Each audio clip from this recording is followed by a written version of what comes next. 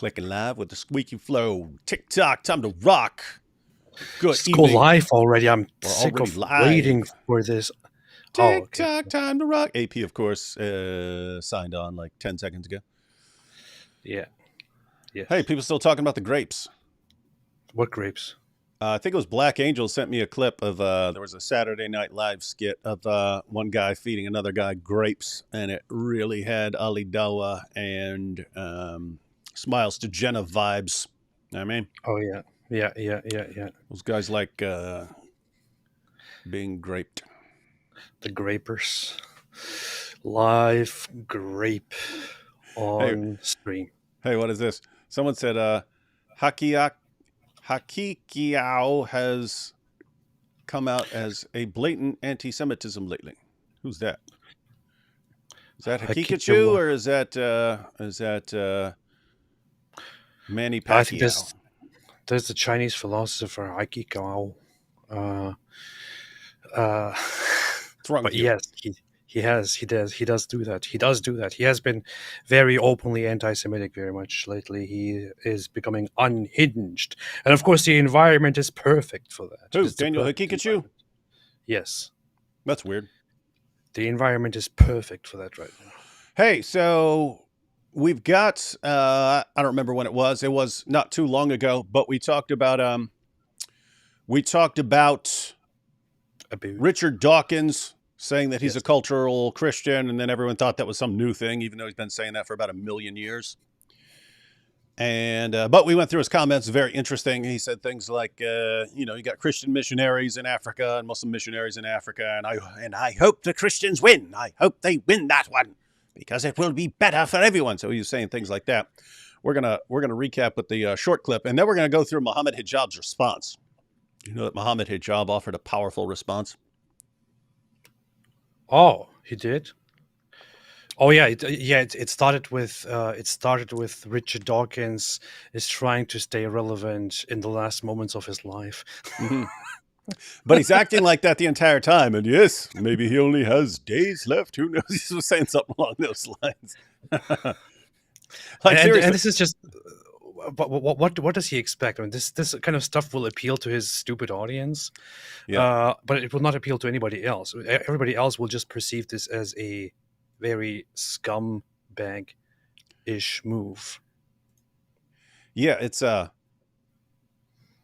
mean, think about this. If Richard Dawkins is really just, I'm about to die, how can I stay? Like, why would you care about staying relevant by blasting away at Islam or something like that? Like, what would you care?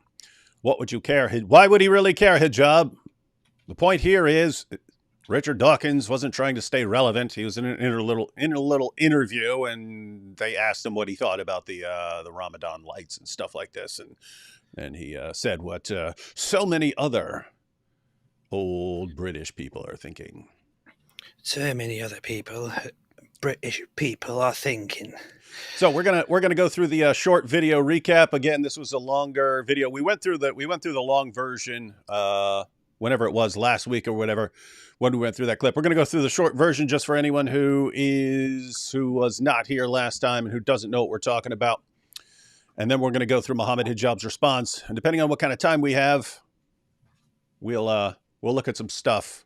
We'll take a peek at Inspiring Philosophy's new video. Watch some of that. I don't know what you think time is. There are not different times. There are not different types of time or different kinds of time. There's only one time. Oh, really? Yeah. Because time isn't relative, right? Well, I must say I was slightly horrified. Okay, Einstein's nemesis, AP. Yes. All right, here we go. Here's this lady. Well, I must say I was slightly horrified to hear that Ramadan is being promoted instead. I do think that we are culturally a Christian country. I call myself a cultural Christian. I'm not a believer, but there's a distinction between being a believing Christian and being a cultural Christian. And so, I love hymns and Christmas carols, and I sort of feel at home in the Christian ethos. I feel that we are.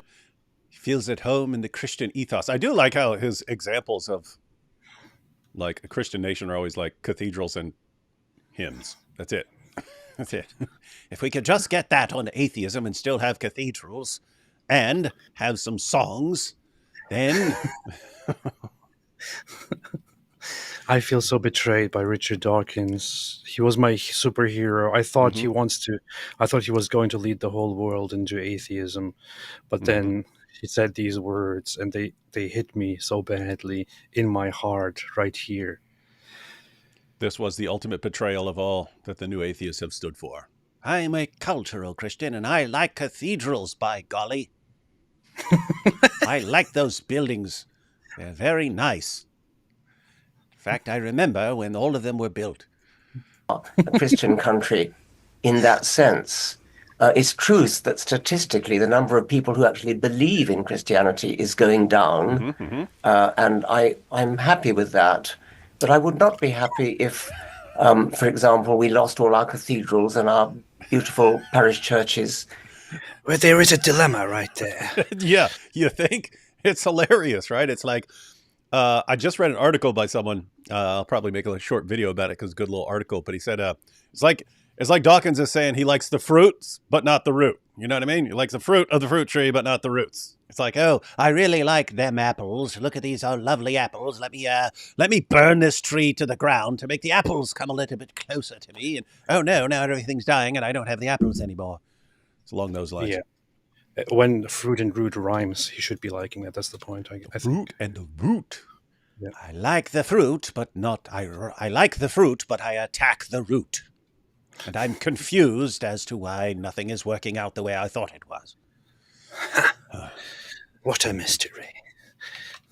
So I count myself a cultural Christian. I think it wouldn't matter if we substituted any alternative religion. That would be truly dreadful. Well, which brings me to my supplementary point, which is that, as we know, church attendance is plummeting, but the erection of mosques across Europe, I think six... Shut up, AP. Shut up. Don't say it. Don't say it. Don't bring your childish... I didn't say anything. What is your problem? I can see. I saw you perk up real quick. Like, oh. She said erection. But I didn't say it. She said it. So, oh boy. Yeah, I understand what people are saying. Be careful when you go live with an atheist because this inevitably happens. But yeah, I don't know what you. And are under construction, and there are many more. I mean, are being planned. So, do you regard that as a problem? Do you think that matters? Yes, I do really. I mean, I don't. I have to choose my words carefully. I mean, This is him choosing his words carefully. It's interesting. He said, "This is him choosing his words carefully." Watch what he says. If I had to choose between Christianity and Islam, I choose Christianity every single time. I mean, it seems to me to be a fundamentally decent religion. In a way that I think Islam is not. Yeah, I like him too. I think you're going to have to explain why you say that.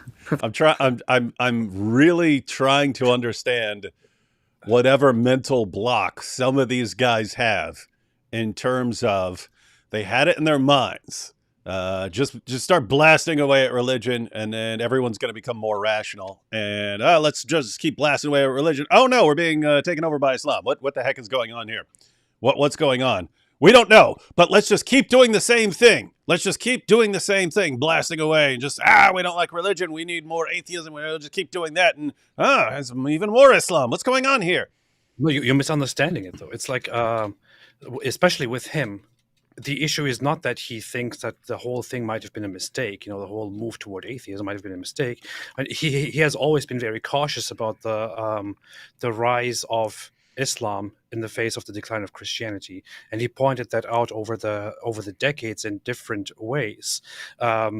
He would still think and still say it is best if we move forward toward a post-Christian environment and post-Christian way of thinking. However, at the same time, we should be fighting against normalizing or adopting this Islamic mindset and turning that into the norm. And he has been doing that. He has been consistently fighting against it, despite all the backlash from the left and from the atheists and all that. And it is just a shame and quite saddening for him as well to see that it didn't work. That That's what I mean, right? It's not working, right? And you just pointed out he's been saying for years. So I saw it in an article in 2010. But it's a 2010 article. That's where he gave his famous quote about him having mixed feelings about the decline of Christianity because Christianity might be a bulwark against something. He didn't say Yes. right there what it was about. It turns out it was about Islam because he made the same comment in this interview that So whatever it is, people having a bunch of people taking Christianity seriously was good for atheists because that actually served to block Islam. Christians who take Christianity seriously is it keeps Islam from taking over places. And then once that Christian community starts diminishing or not taking it seriously, they don't stand in it in the same way. And so that's what I can't figure out. Like if it was, hey, we'll just blast in all directions at religion, and then as atheism rises, then things will become more rational and society will become better. And then now saying, oh, actually, I can't even.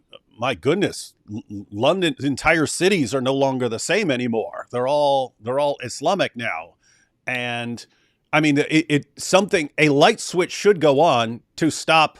Like, okay, whatever we've been doing, we need to figure out a new plan because what we have been doing is leading to disastrous results for us, we're not even talking about for anyone else. Like for me as an atheist, what we have been doing incomprehensibly is leading to bad things for us. So maybe we stop, regroup, rethink things, reformulate a new plan, and then decide what to do. No, it's just, well, let's keep just blasting away. It's going to work. It's going to work. And I'm bringing it up. I'm bringing it up because I'm legitimately interested in what you do. If you're the new atheist, so if you're the Dawkins, Sam Harris type atheist, and you thought what you were doing was going to lead to this, and what actually happened is it's leading to something completely different and way worse for you. What do you do? Do you just keep doing the same thing and hoping that if you keep it up longer, then it'll work out? Or do you step back and come up with a different plan? But I don't know what a different plan is because he's saying things like, hey, I like some of the results of Christianity, even though I don't believe it. And even in this interview, he couldn't help but attack it, right? He's like, oh, you don't really believe Jesus was born of a virgin. You don't really believe that stuff, do you? Like he couldn't help it. And so it's like, he wants this world where it has certain features that he likes of Christian culture and not other features. But I have zero clue how in his mind he can get that result. How do you keep the things you like while destroying what gave rise to it? And you don't seem to have any ability whatsoever to keep something else from coming in and taking over, which you acknowledge you really, really don't like. How is this working in your mind that you think you have a coherent plan here? I don't think they have any sort of coherent plan. I don't think they have anything in their minds that could actually get them what they want. Nothing. There's nothing that's going to get them what they want. And I don't know how their thinking could possibly be working right now. Yeah, that is the problem. It's like they have been consistently saying that we have to change this one thing, which is the dominance of Christianity or of religious thinking. However, nobody actually had a proper plan on how to do this without messing things up entirely. In a different way, such as in such a way that Islam would come and replace Christianity, and people like him, he has been aware of this stuff for a long time, and yet the best he could do was to speak out against the normalization of Islam, but he couldn't present a way to prevent it from actually taking over. So you can come to the conclusion, right, that from the atheistic or the new atheist perspective, you don't have to conclude, getting rid of religion or criticizing religion was wrong. You can also come to the conclusion, yes, we were right in doing that. However, while we were doing something that is right, we have completely overlooked a massive problem here that is now going to become an even bigger problem for us. And when I say even bigger problem, people should take this seriously. secularism, atheism is only so free and progressive and whatever humanistic in the West, and it works in the West because it grew upon the foundations of Christian culture. Christian culture. It would have not been the same in Islamic culture. It is not the same in Islamic culture. Atheists very much have Christian or post-Christian morality, by which they judge things, by which they want to make things right, by which they want to bring justice or social justice, whatever it is. Ironically, even when they fight against what they perceive as Christian bigotry, they are adopting Christian values without knowing it. Against this supposed Christian bigotry. So Christianity is what made society good in the West. Islam doesn't do that. Islam is just altogether terrible. And people should be aware, and unfortunately haven't been aware so far, people should be aware that Islam is significantly worse if it dominates your culture than Christianity ever has been. And yeah, so it's like, wait, another 5 years? Are they, I think Dawkins seems pretty healthy to me. I think he'll be around another 5 years. But it's like, are you going to be sitting here 5 years from now, Richard Dawkins? Yes. Even more, being crushed even more by Islam and still going, okay, well, I think Christianity may have been a bulwark. Maybe we didn't know what we were doing, but by golly, you don't believe in that resurrection, do you? That's silly. Come on, Jesus walking on water. Right, and just having no clue. I cannot believe what we have done to our culture. Christianity was much better than this.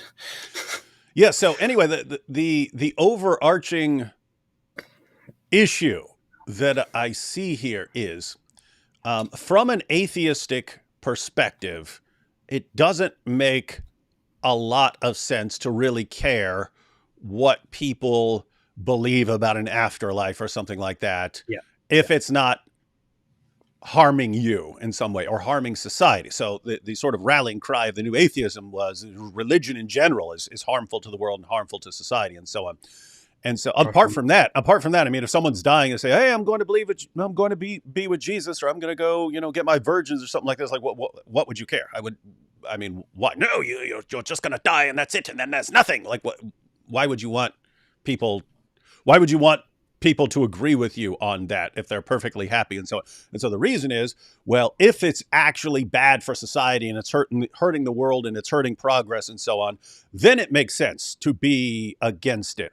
But what happens when you decide all this religious stuff is bad for the world and we really need more people to become atheists so we can become more rational, and then you find, Christianity was actually helping way more than I realized here. Well, notice it makes no sense for you to really care terribly about what people believe unless it's hurting you, but then you find it's helping you. So what do you do at that point? That's what I know. There seems to be confusion and I don't understand it. So in other words, if I were an atheist and I saw, well, this is what these people believe is actually helping the world, like whatever that is, like if you thought Israel was a force for good in the world, even if you're an atheist, and let's suppose everyone in Israel took Judaism seriously, but you thought it was actually good for the population there. Why would you attack it then? And that's what I'm trying to figure out. It's like they've been wired into attacking, and they just can't stop. Anyway, I don't know. I find this fascinating. I find this fascinating stuff. This is something that I have been saying as well to people. I have been posting about it, tweeting about it. I talk about it in all the videos and so on. Some people still bring it up and say, why is AP not criticizing Christianity? Is it because he believes in Christianity? Is it because he wants to do this and this? No, it's because, I am aware. I don't have the belief. And I am aware of all your criticisms and all your problems with it. However, don't be stupid. Don't be stupid. There is a massive problem that we are dealing with. That is Islam. Especially ex-Muslims should be aware of how big of a problem Islam is. Do I really want to be dumb enough to engage, to align with people and engage in bashing Christianity under the premise of oh, let's just be fair, all religions, if we don't do this, then people will say that we are undercover Christians, or that we are bigots and so on. I don't care at all. Why would I do that? You are basically harming your own society, you are harming your own future, because fighting against Christianity while Islam is on the rise, while Islam is on the onslaught, is an incredibly stupid idea. It is dangerous, it is harmful, it shouldn't be done. It is also a waste of time. You should focus your energy on Islam instead, if you really have a problem with dangerous religion. Yeah. So what we could say, we can modify what I said a little bit ago. And guys, I say this again from experience. It's not me sitting back as a Christian going, oh, what should atheism be like, or something like that.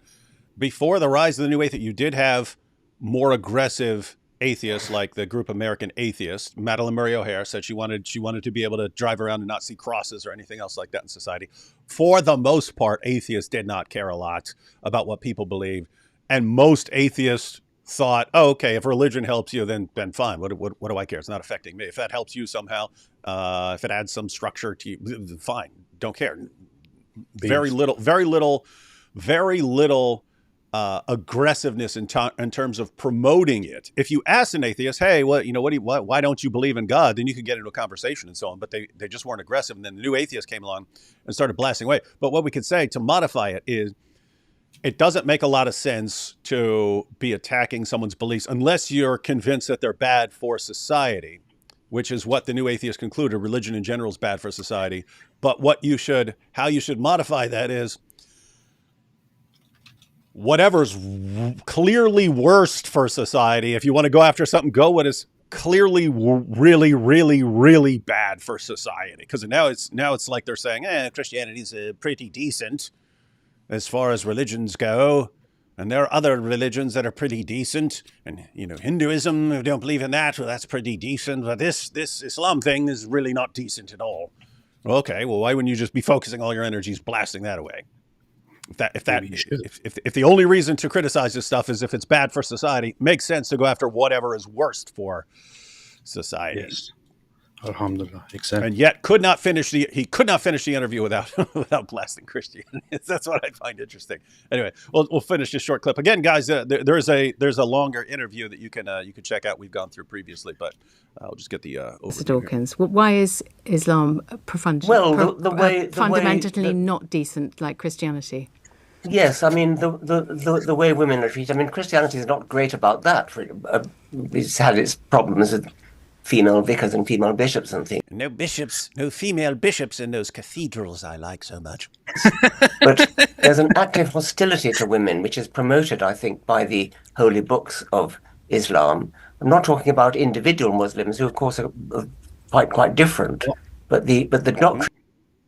Honestly, I don't know why he says "I think." I mean, it's totally accurate. Yeah, most of the inhabitants of hell are women who are there for being ungrateful to their husbands, and that's why you have to beat them in the here and now to make them behave. That is an active hostility towards women, ladies and gentlemen.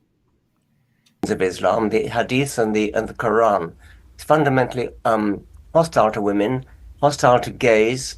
And I find that I like to live in a culturally Christian country, although I do not believe a single word of the Christian faith. Based. He's a cultural Christian just like me. See?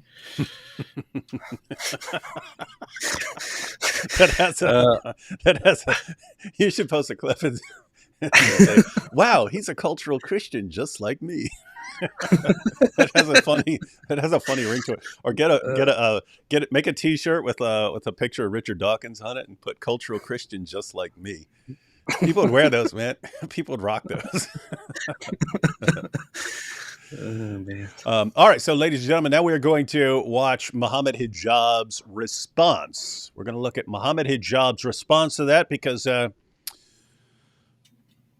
I think the Adawa guys are panicking even more behind the scenes than they're letting on, and they're jumping over every new thing that pops up. But it's like they're pulling this game of whack-a-mole, and it's not working out for them. They're trying to people keep talking trash about Islam on the internet, on TV. Can't take it.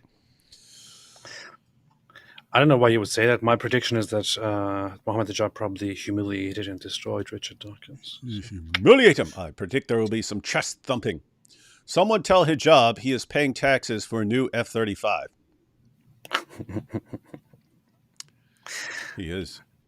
That is a good point. I want Daniel Kikachu to acknowledge that. I mean, he blasts people for supporting or not boycotting companies that support Israel. He's paying taxes here in America, and probably good taxes, like high amounts as well, and thereby directly funding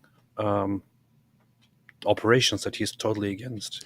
And guys, you don't. Lots of people don't understand how serious this is from the Muslim sources.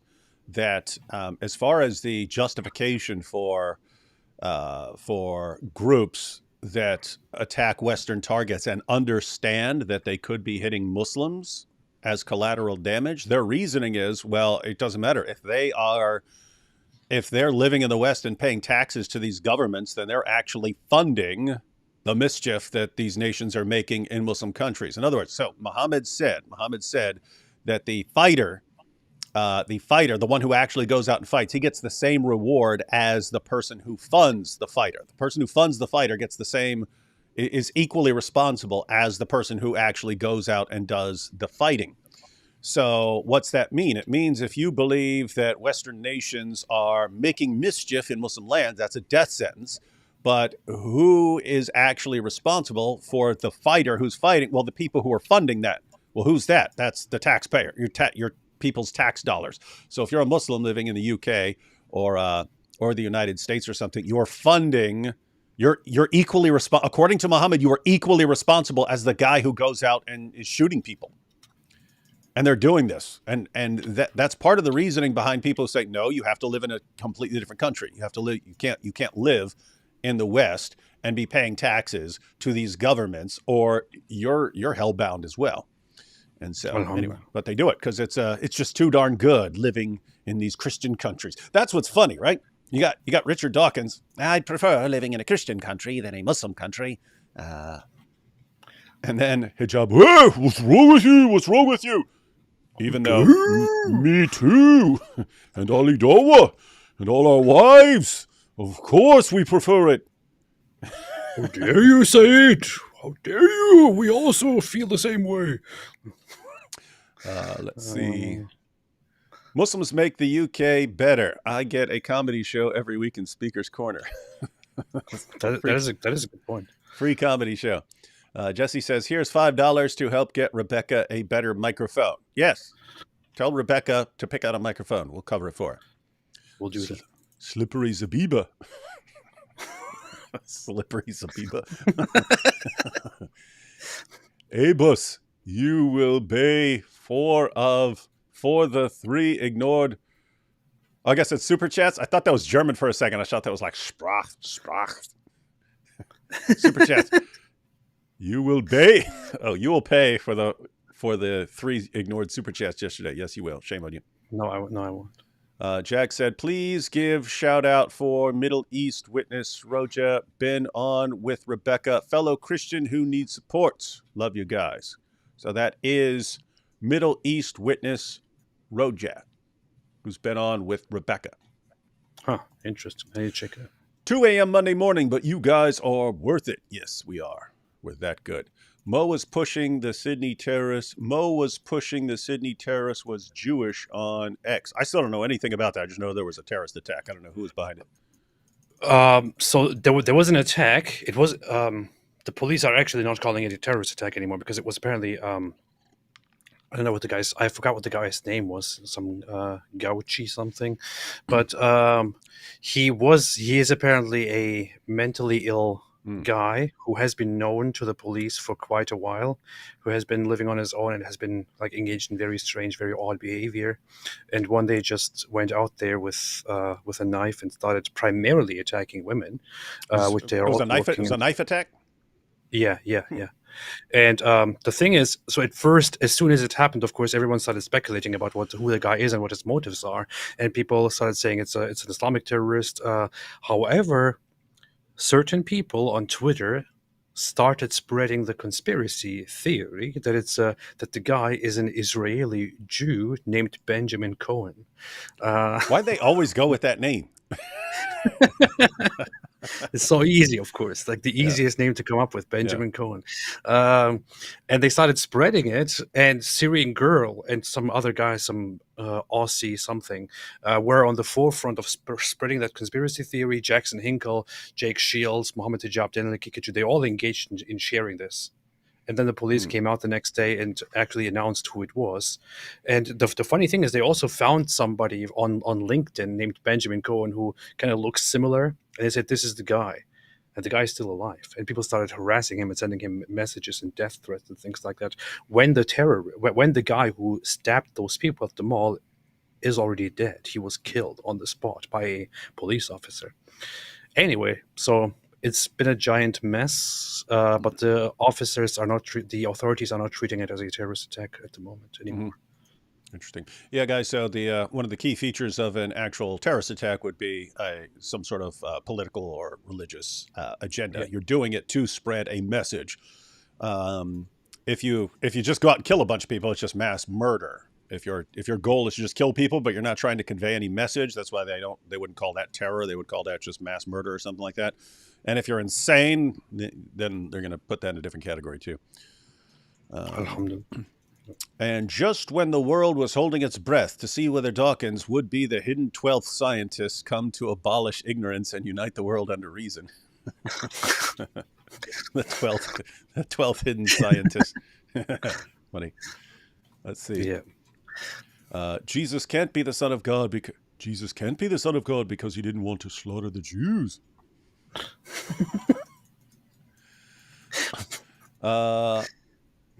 Hey, someone blasting Paul here, Paul the liar. Who's the suffering servant in Isaiah 53? Jesus? Yes, correct. That is correct. Nothing else fits. Rax says, yesterday I went to Aisha's bar. Hey, we went to Aisha's bar. Yeah, we got a good picture of that, yeah.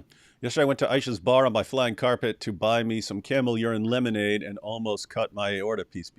That does suck. It is. We got to be careful. That is terrible, man. Let's see. That is terrible. You guys should start referencing Muhammad as Dia's jizya collector. He collected that jizya all over his clothes. Yeah, guys, just so everyone knows, in response to all the Dawa guys who can't stop lying, as a Christian, I'm not going to encourage people to lie in response. I'm going to start encouraging people to not give them the benefit of the doubt on any of this stuff. In other words, if you read hadiths about Muhammad being covered in semen, no benefit of the doubt as far as this being his from nocturnal emissions. Nope. We will assume it was Dia's, if it was human at all. That was human semen. It was probably goat, most likely. Also, Dachshund. I like Dachskins. Dawskins. I do everything in my power to warn people against faith itself, not just against so-and-so extremist faith. Yeah, that's true. But that's kind of what I mean. It's like you guys have no empirical evidence that things are going to go the way you want anymore, right? You had a theory. You put your theory to the test. What happens when you had a theory about how things are going to go and it doesn't go that way at all? Then that should be disconfirmation of your theory. And yet, if you just keep going, then it seems you're operating by faith in spite of the evidence against you, which that was kind of their thing, that they're the ones who don't do that. That's based. I can just say that I'm proud that I don't know if I would say proud, but I personally never really engaged in that whole attitude. So, yeah.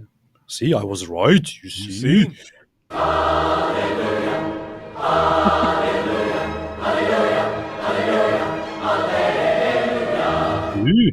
You're humiliated now. Let's see, a couple more of these, and then we'll go to Hijab's awesome, powerful Dawah video.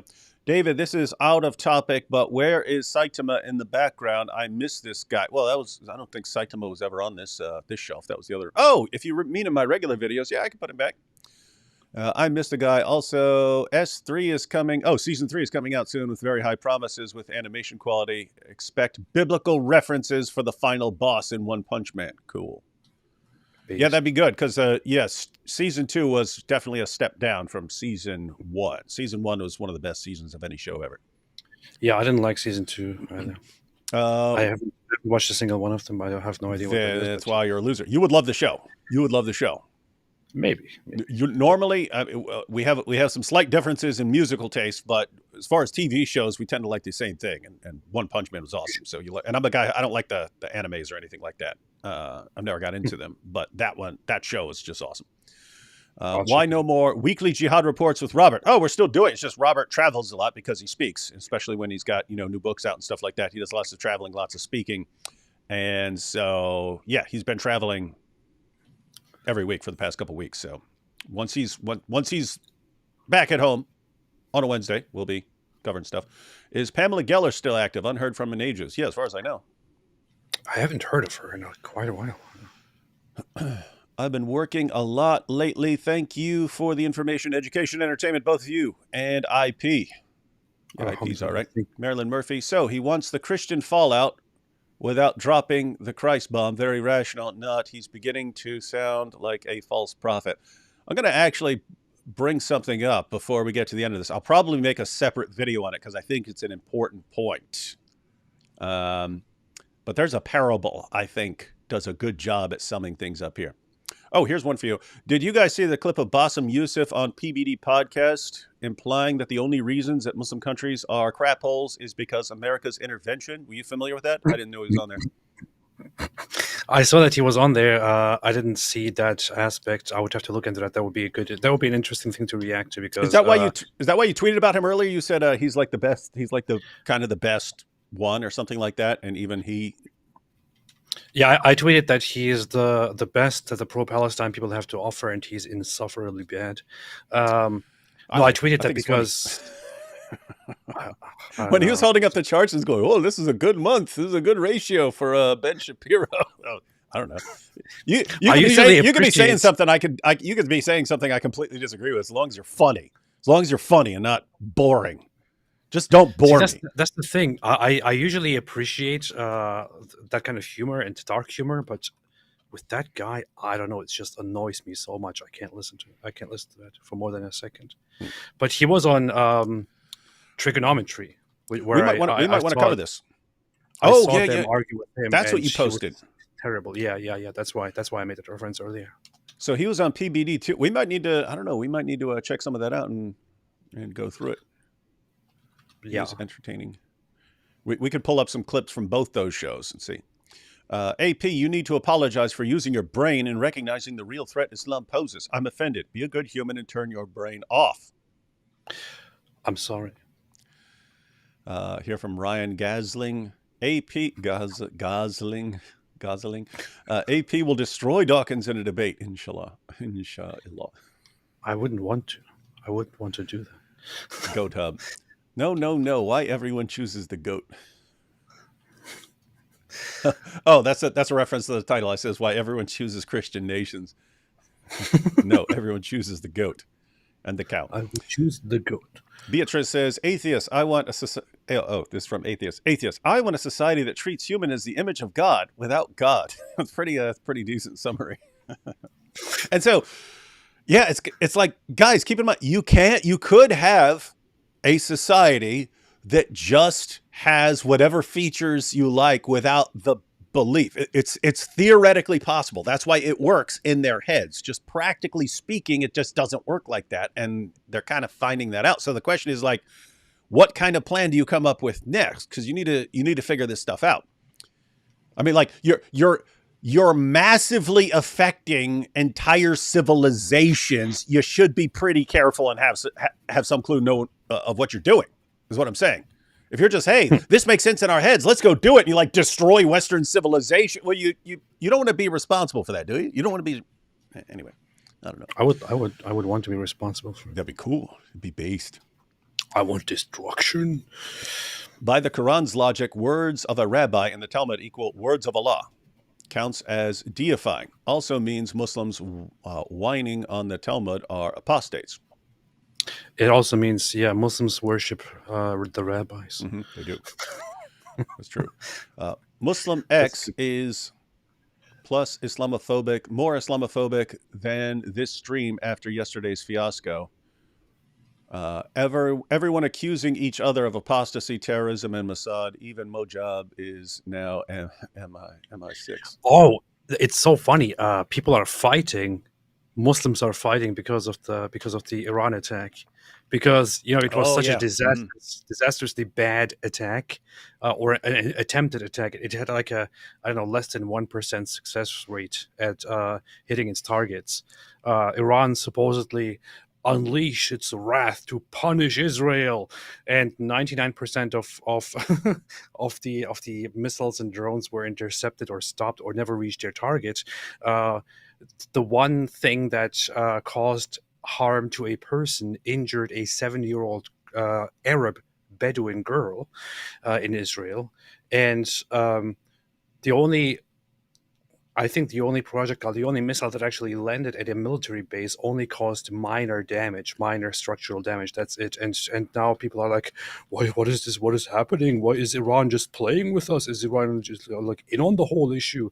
And now they're fighting with each other. It's so funny. Yeah, and it's gotta psychologically, it has to be traumatizing, right? Like after the attack on the 7th back in the day. It was, you see, we managed to do it. Look, we're actually able to get through their defenses. The end is here. The end is near. Israel's going to be wiped out. And then a couple weeks later, they're destroying us. If we just whine enough on college campuses, we can change all of this. And then months go by, and okay, they've kind of gone through the entire Gaza Strip, and now they're almost at the end. When's all this whining gonna work out? Oh yes, Iran is attacking. Finally, the cavalry is here. The cavalry has come. They're gonna stop them. They're gonna stop Israel now because Israel's gonna be attacked on all sides. Oh wait, it didn't do anything. Woohoo! They didn't do anything. Nothing. Oh, come on, Allah. Seriously, Allah. Come on. Why? That's what it's like. What a stupid move. Interesting. Theo says, from France, it's crazy how these Muslims come to France. We give help to everyone because those come from Christian beliefs. They are leeches. Love you too. God bless. Yeah, that is. This isn't just one particular group or another particular group. If you have one group who is trying to help other people, you run the risk of other people taking advantage of that. That's true with anything else, right? Like if you want to give to charity, you want to be able to help poor people. Okay, but as soon as you're handing out money to poor people, there are going to be other people who try to, get a piece of that, who might not be poor. You know what I mean? So anyway, there are people who take advantage of other people's good intentions. And that's why your good intentions should be connected to things like wisdom and intelligence and not being stupid. I don't know, Dear Muller, that sounds a little bit Islamophobic to me and a little bit bigoted to me. I just want to ask you a question. Like you for example, assume that that you have given Muslims or that you have given these people enough and that they are not grateful. I'm sorry, did you give them your house? Did you give them your family members? Maybe you haven't given them enough. Give them more, and then maybe their hearts will melt. Did you give them your belongings, or did you give them really enough? Did you give them your daughters? Well, they actually did in Great Britain. Sadly, they did for decades, thousands of them. Yeah, but maybe you didn't give them enough. Oh, well, how dare you not give them enough? I have never seen anyone looking forward to moving to an Islamic country. Yeah, me neither. Western nations are turning to crap because Islam is coming to our countries. I can't go number 2. I'm all out of Qurans. Very intolerant. Very intolerant. Just joking, AP. Love you, brother. Almost at 500K. Oh, yes, almost. You better do something. Hey, you know what you should do? Actually make a normal classic AP video to celebrate. No. Not doing it. Would you guys ever do a video on hijab's very clear and serve NPD issue? What is that? What's NPD issue? I would love to hear your thoughts. Narcissistic personality disorder. Personality disorder? Oh, yeah. Oh, severe. I think he meant severe instead of serve. Very clear and severe narcissistic personality disorder issue. I would love to hear your thoughts. God bless you guys. Yeah, that guy's clearly. You could just go through the criteria according to the DSM-5 and show clips of hijab exhibiting all these things over and over again. That's true. You see. You could do that. We did talk about that quite a bit in past live streams. I don't know. I would kind of like to just leave it at that and leave it to somebody else to do that. You know what's funny? I actually had a conversation with him where I told him that he's very narcissistic, or that he has a narcissistic personality disorder, and he actually jealous said, because I'm so great. he actually said, "Yeah, I do." Yeah, it's obvious. I mean, it's not like it's in dispute, right? Yeah. And the Iron Dome save the Al Aqsa Dome. No? Yes. Yes, it has. And it's interesting. All right, so we got some more super chats, but let's go ahead and jump into this Muhammad hijab clip, because just like everything hijab does, going to be very, very powerful stuff. Yes. Very Definitely. powerful stuff. All right, ladies and gentlemen, I give you the mighty Muhammad hijab. Assalamu alaikum wa rahmatullahi wa barakatuh. How are you guys? Look how you look at him. Look at his face. Oh, no, my Muhammad hijab looking. I lean back so I can look down upon you all just a little bit. You little weakling. You're all little weaklings. Doing. Recently, science journalist and retired zoologist Richard Dawkins Why didn't you introduce him as a Oxford professor, huh? You'd be flipping out if you were an Oxford professor and they didn't introduce you as such, John. has made an attempt to become relevant again in the last moments of his life by speaking about Islam. Let's take a look at the video and come back and respond, guys. I actually like it that he knows what a joke he's being right now. I actually like it. Here's the thing: hijab sometimes is legitimately funny. You got to give credit where credit is due. But It is true. It's true. Yeah. I actually, when I was watching the episode between him and Rabbi Shmuley, I actually found it quite entertaining because he was funny. It was not the best time to be funny because he probably didn't make the best impression to people that he needs to make an impression for. But, the impression that he wanted to make that he was successful was only for his own people. And what you're saying is he should have been focused on winning some people from the opposition side over to his view. Yeah. And you don't do that. It's For, such- hey, what about the lubricants? The lubricants. Exactly. It is actually funny though that he's smiling. The way women are treated. I mean, Christianity is not great about that. It's had its problems with female vicars and female bishops and things. But there's an active hostility to women, which is promoted, I think, by the holy books of Islam. I'm not talking about individual Muslims, who, of course, are quite different. But the doctrines of Islam, the Hadith and the Quran, is fundamentally hostile to women, hostile to gays. And to his credit, I mean, he did something lots of people usually do, but he was also careful to do it. He drew the distinction between. I'm talking about what Islam teaches. I'm not saying every Muslim this or that. A Muslim can be the nicest person in the world to his wife. Not saying anything about some individual Muslim. Just talking about the ideology. It seems really hostile towards women and gays. Yeah, that would be entirely correct. I do not know why hijab, who, of course, we can have secret second wives and not tell our first wives about our second, third, and fourth wives because we're marrying all these 5 and 6 year old daughters of the other Dawa guys. We're passing our daughters around, and our wives might object to that. And it's just like complete. There's dare our first wives even ask about it?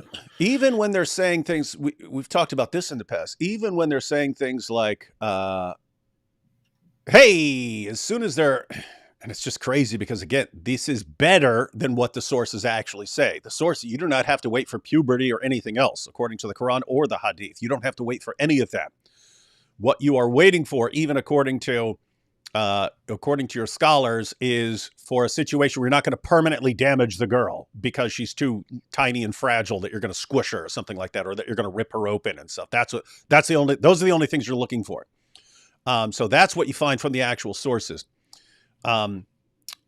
But I mean, think about it. What we hear from the Dawa guys is as soon as there's any signs, doesn't matter if she's 4 years old, 5 years old, as soon as there's any signs of maturity, then we can start banging her. And you want to jump on them as soon as you can, as soon as they reach any any sign of maturity, any sign of a menstrual cycle, anything like that, you want to jump on it. And I went through this at some point in a different video where you can look at manuals for pig breeders. They say, do not start breeding your pig just because the pig gets the first menstrual cycle. Let the pig continue growing. It's going to be safer and healthier for her and for the offspring. It's all safer if they don't get pregnant as soon as they're able to get pregnant. Let them continue developing. And so what that means is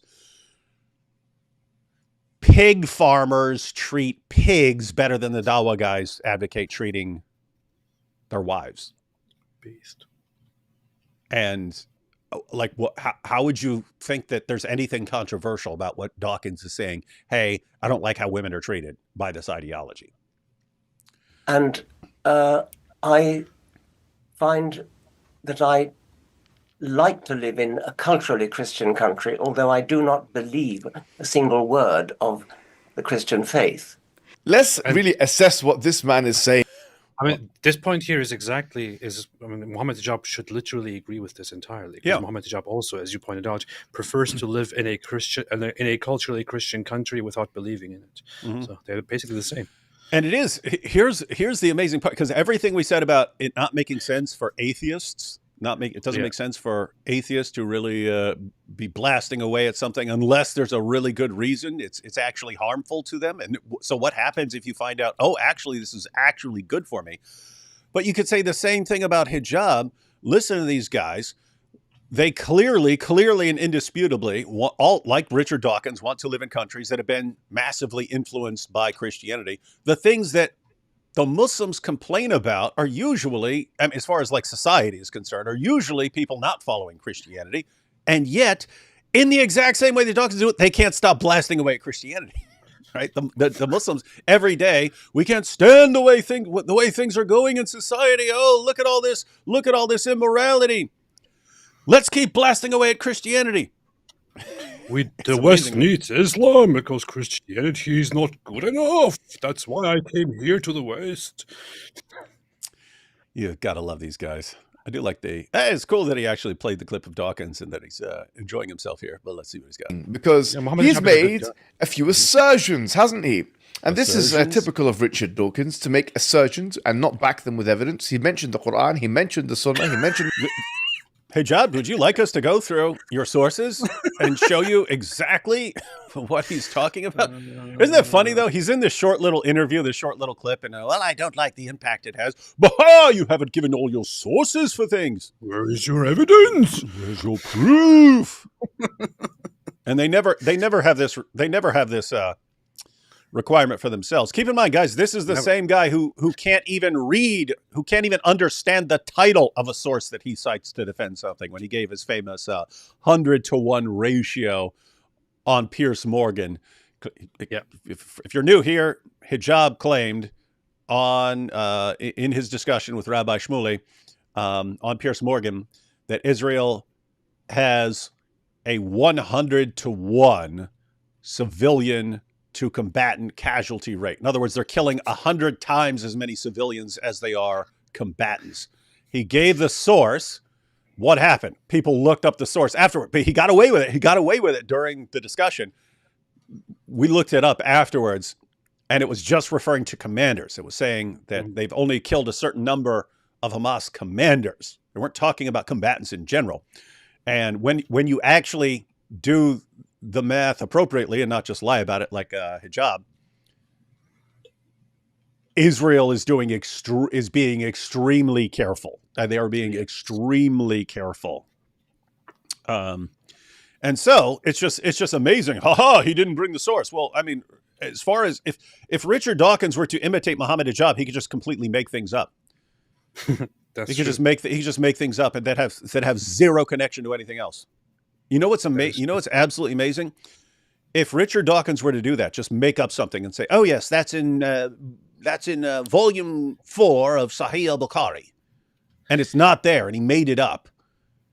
Every last Dawa guy would say, "You see, this destroys this man's credibility. We can never trust this guy again." And it's all they do.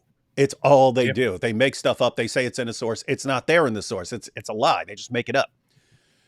hypocrisy at the core of this religion. Another reason we got a problem with your views, hijab. I will make the video. I will make a video showing absolute proof that Muhammad hijab is a liar. Mm-hmm. That's a good one. I'll show. Hadith. However, he didn't actually provide any evidence of what he is saying. Now, we all know Islam has a diametrically opposed, in many ways, view on, say, homosexuality or the morality thereof, than, let's say, liberal societies and so on. That's something which is taken for granted. We all know that. We also know that there is some level of, if you like, a managerial hierarchy in the family setting and otherwise between men and women in Islam. Managerial? Your wives are a tilth. Plow them however you want. That goes a bit beyond that. Well, it's just like managing a field. You plow it however you want. It's your field. Do what you want. Guys, the historical background of Surah 2, verse 223, your wives are your tilth, plow them how you want, was that women in Medina were refusing to have sex with their husbands in certain positions. And one woman just told her husband, stay away from me if you want me doing that. And then it gets brought to Muhammad. The Muslim woman, Muslim man, Muslim wife, Muslim husband. Wife refuses to do what her husband wants in a certain sexual position. And Allah's response is, what are you talking about? She's your tilth, plow her how you want. You can do whatever you want to her. It's just a managerial. When Muhammad hijab says it's just a managerial, a difference, what he actually means is that men are totally in charge of women, and the women must obey the men. And the men can even go and, without consulting the woman at all, go and marry more wives, or just go and have secret second wives, and so on. And the woman has no say in this and doesn't even have to know about just it. managerial. So that's what we do. Listen, when I have my wife, and then one of the Dawah guys says, oh, but I have a 5-year-old daughter. She's ripe. She's ripe for you. And I know that my wife might be offended because she's culturally Christian. And I don't want to deal with her.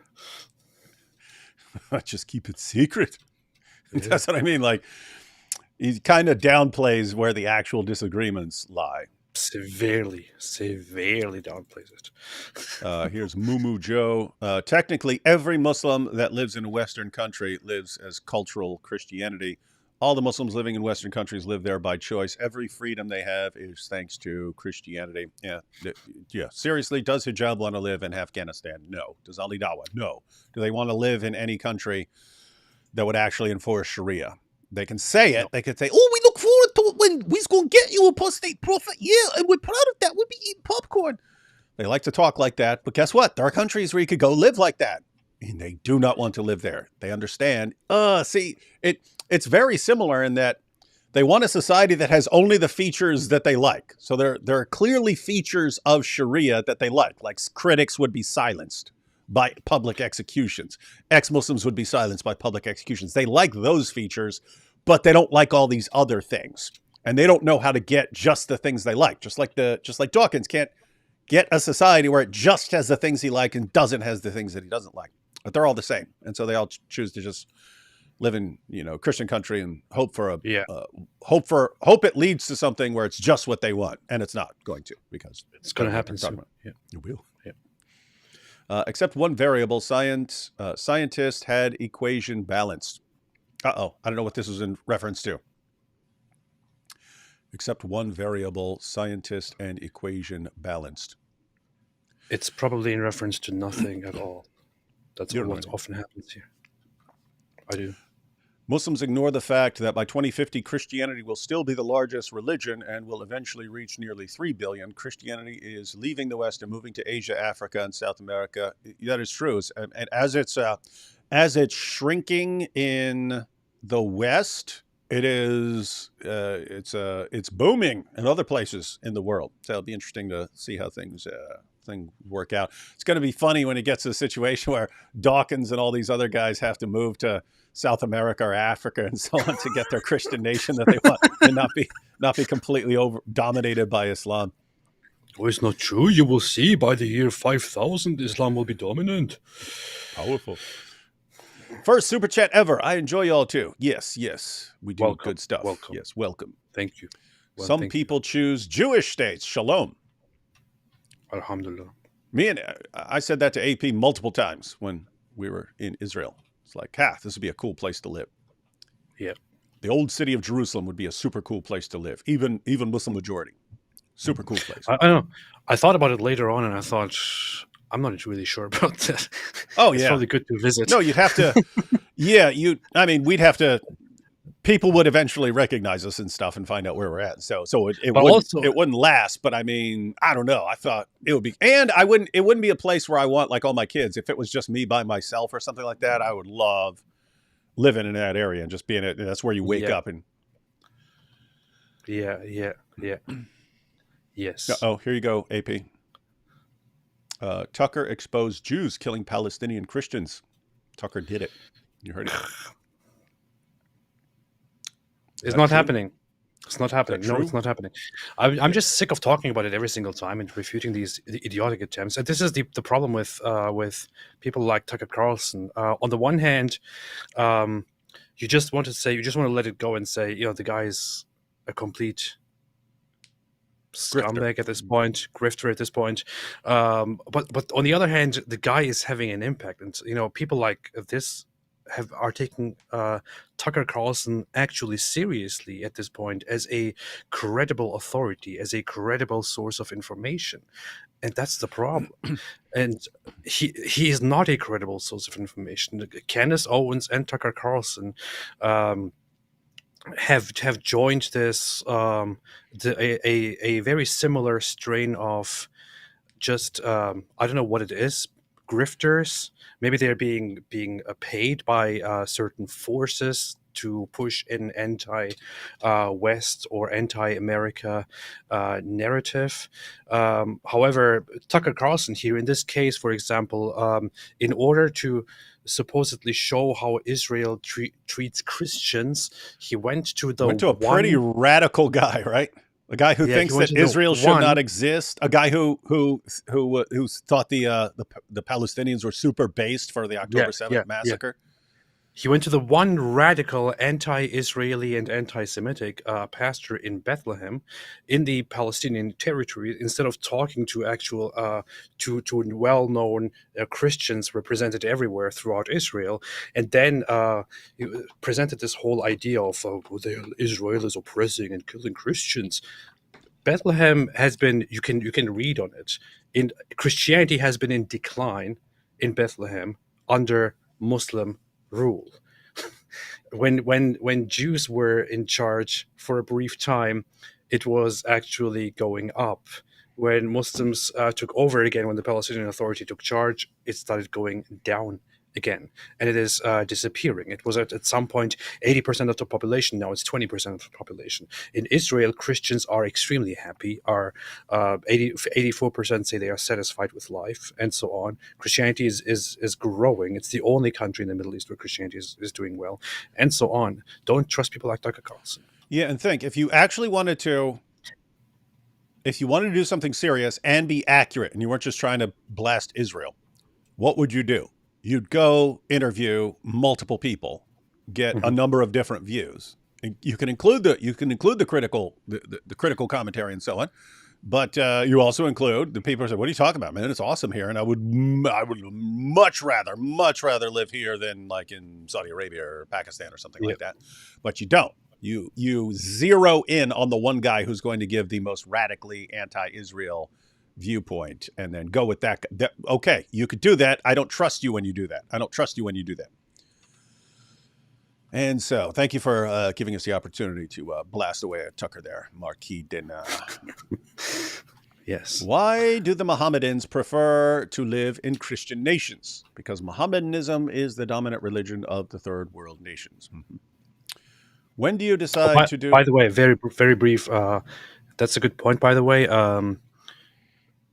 Everyone in the region also prefers to live in Israel and under Israeli rule, rather than go away and have their own place or live on the other side of the fence. Not because Israel treats them so badly, but because Israel treats its own population very, very well, contrary to popular belief. Yeah. Which is why people like living there. In other words, contrary to what Candace Owens thinks, the Muslims in the Muslim quarter of the old city of Jerusalem are free to leave if they want to. They don't want to. Yeah. They don't want to leave. The Christians there are free to leave. They don't want to leave. If Israel opened its borders to other people in the surrounding areas who would like to move in there, they'd be flooded. They'd be flooded because people would prefer living there. Same thing as the West. Isn't it amazing that, as far as like the hijab guys, the most evil places in the world are the West and Israel, and that's where they all want to live. Maybe spend some time and try to make your own countries and your own societies better. Yeah, just once. Make one really good place that people would want to live. Yeah. When do you decide to do Ali Dawah versus Muhammad Hijab? You know what that's about? What? Comparing them? I don't know. I don't know what that was about. 10 here. Ryan Gasling. Breaking. Iran sends 300 plus ballistic pigeons on Israel. Thank you for the book reference, D. Wood. I have been reading Tactics, and it is a great read. Yes, it is. I think I'll have Greg Kokel on here in the near future to go through his new book, Street Smarts, which is applying the tactics method to more specific issues. All right, back to hijab here. But to go further than this and to say that Islam is hostile towards women, hostile towards gays, and then to compare it with Christianity, well, actually, the same kind of criticism from a liberal paradigm can be made about Christianity in its literal and orthodox formats. Both. Oh, really? The same criticisms that we believe that most of the inhabitants of hell are women who are there for being ungrateful to their husbands, and that's why it's actually good to beat them into submission. We can plow them however we want. We don't have to care, and it doesn't matter if they refuse. We can just do whatever we want. These kinds of things. We believe the same thing, hijab? Seriously? The only thing that you could say here, Muhammad Hijab, is that from this modern liberal perspective, you could, relatively speaking, look at Christianity and say, Christianity is not ideal, by our standards. That's it. That doesn't say anything at all. That doesn't say anything at all. It doesn't in any way mean that Christianity is similar in terms of its treatment of women to Islam. It's not. And you know that as well. Don't be dishonest. Mm-hmm. Yeah.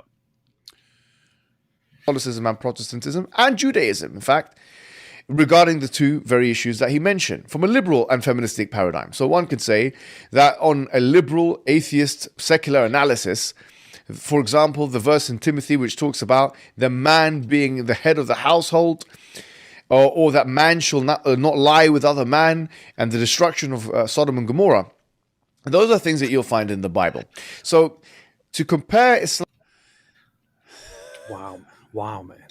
Wow. Yeah, this is dumb. So look at what he does. So Dawkins criticizes Islam's hostility towards women. And what's he thinking of? He's thinking of, things like wife beating and things like that, right?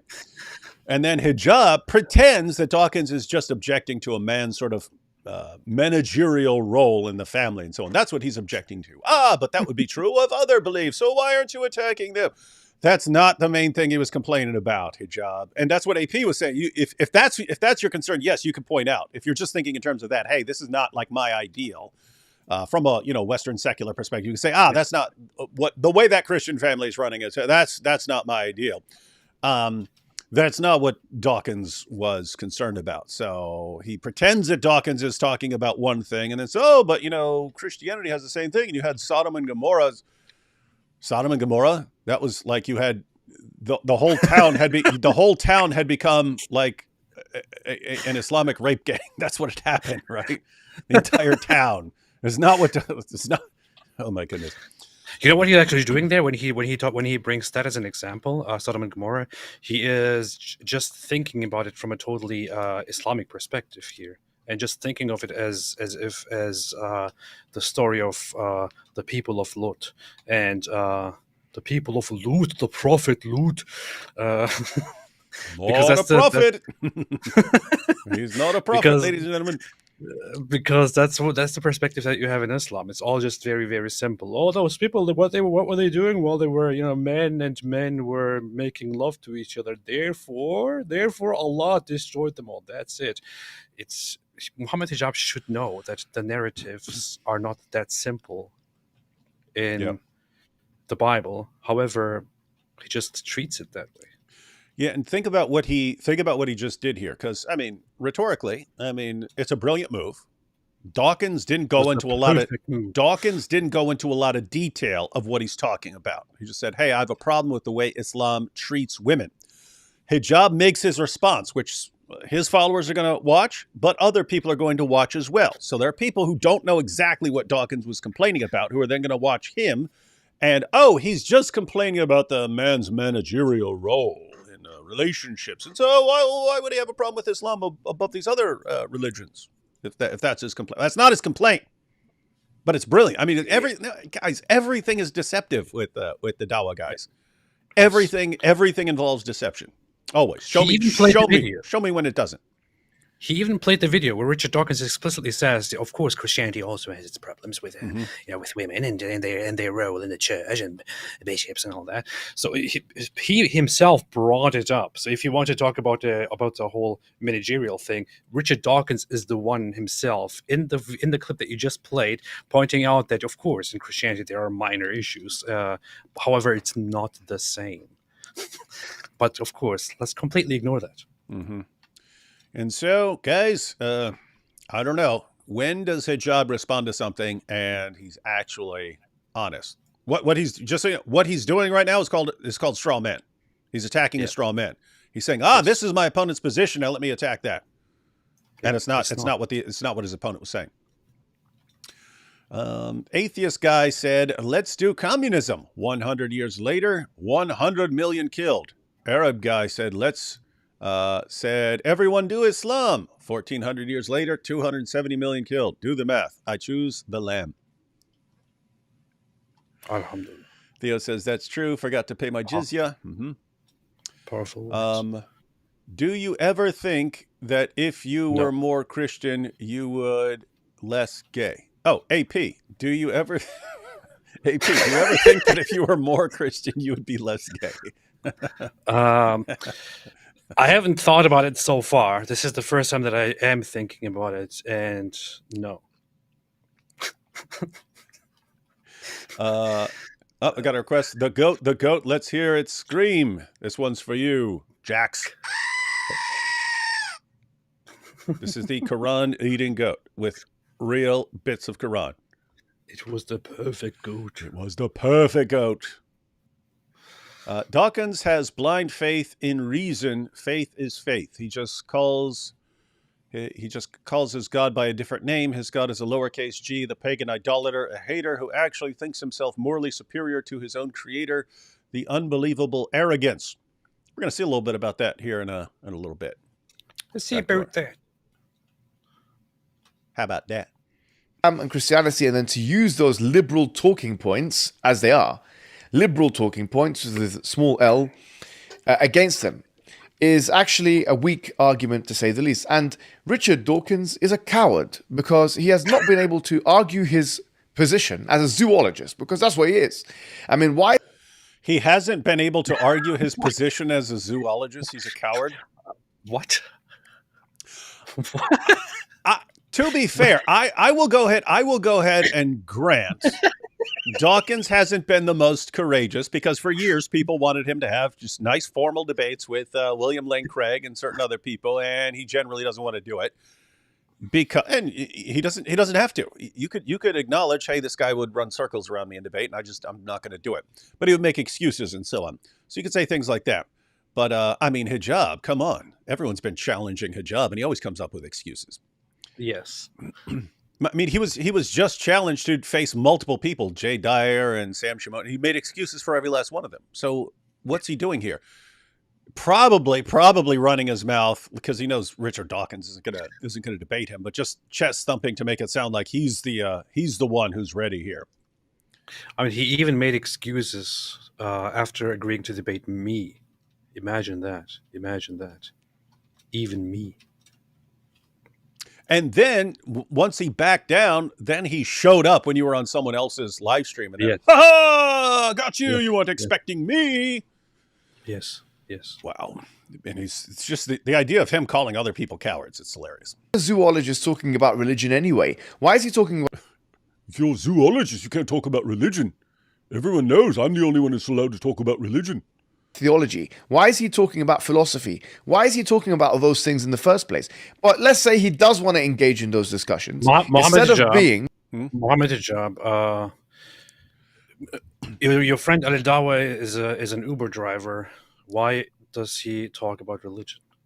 Yeah, and think about this. I mean, if you were to say, if you're going to talk about Richard Dawkins, so Dawkins says all kinds of things that I disagree with, that I think are bad arguments. I think he has some bad responses.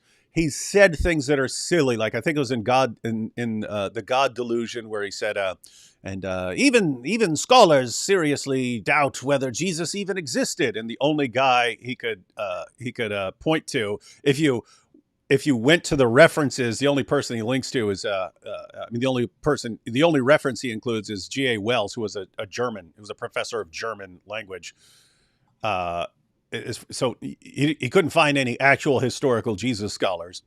So anyway, there are things like that. But I mean, if you were to compare Richard Dawkins talking about Christianity and Islam, Muslims are going to object to some of the things he says. Christians are going to find some of his arguments and so on weak.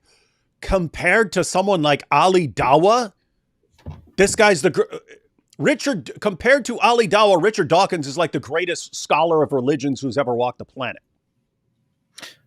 I'm serious, by the way. I'm not joking. Some people think it's a joke. I'm not joking. Ali Dawa is actually an Uber driver. He didn't finish school, and he went into just doing becoming an Uber driver, which which I'm not judging, but I'm saying there's no problem. There's no problem with that. It's a good way. It's good. Yeah. Good easy way to make money, especially like guys can have like a job over here and then they could do that over on their side. Of course, it's a comfortable thing to do. Yeah, but the point is, don't be a hypocrite. Yeah, that's the point. It's the hypocrisy. Hey, you, Oxford professor who's been interacting on these issues of religion longer than Ali Dawa has been alive, you can't talk about this stuff because it's outside of your field. Okay, hijab, then you should be objecting to Ali Dawa opening his mouth on any of this stuff. Because he never has any clue what he's talking about. And he's definitely, he doesn't have any sort of background in any of this stuff. But why? Because guys, this happens over and over again, right? The goal in Islam is always to control what other people say. That's the goal.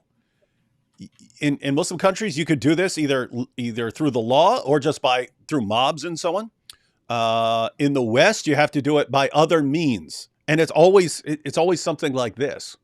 Like, you can't talk outside your field. We can all day long, every day. Yeah. We can make stuff up. We can completely lie. It's all fine. But you keep your mouth shut because you're not a scholar of religions. How dare you talk about something? Pathetic. This is pathetic. These are the heroes of Dawa. Brave and gallant and having the intellectual courage of standing forth in front of someone who could oppose his views and challenge them, he just makes a few sneaky remarks on the radio.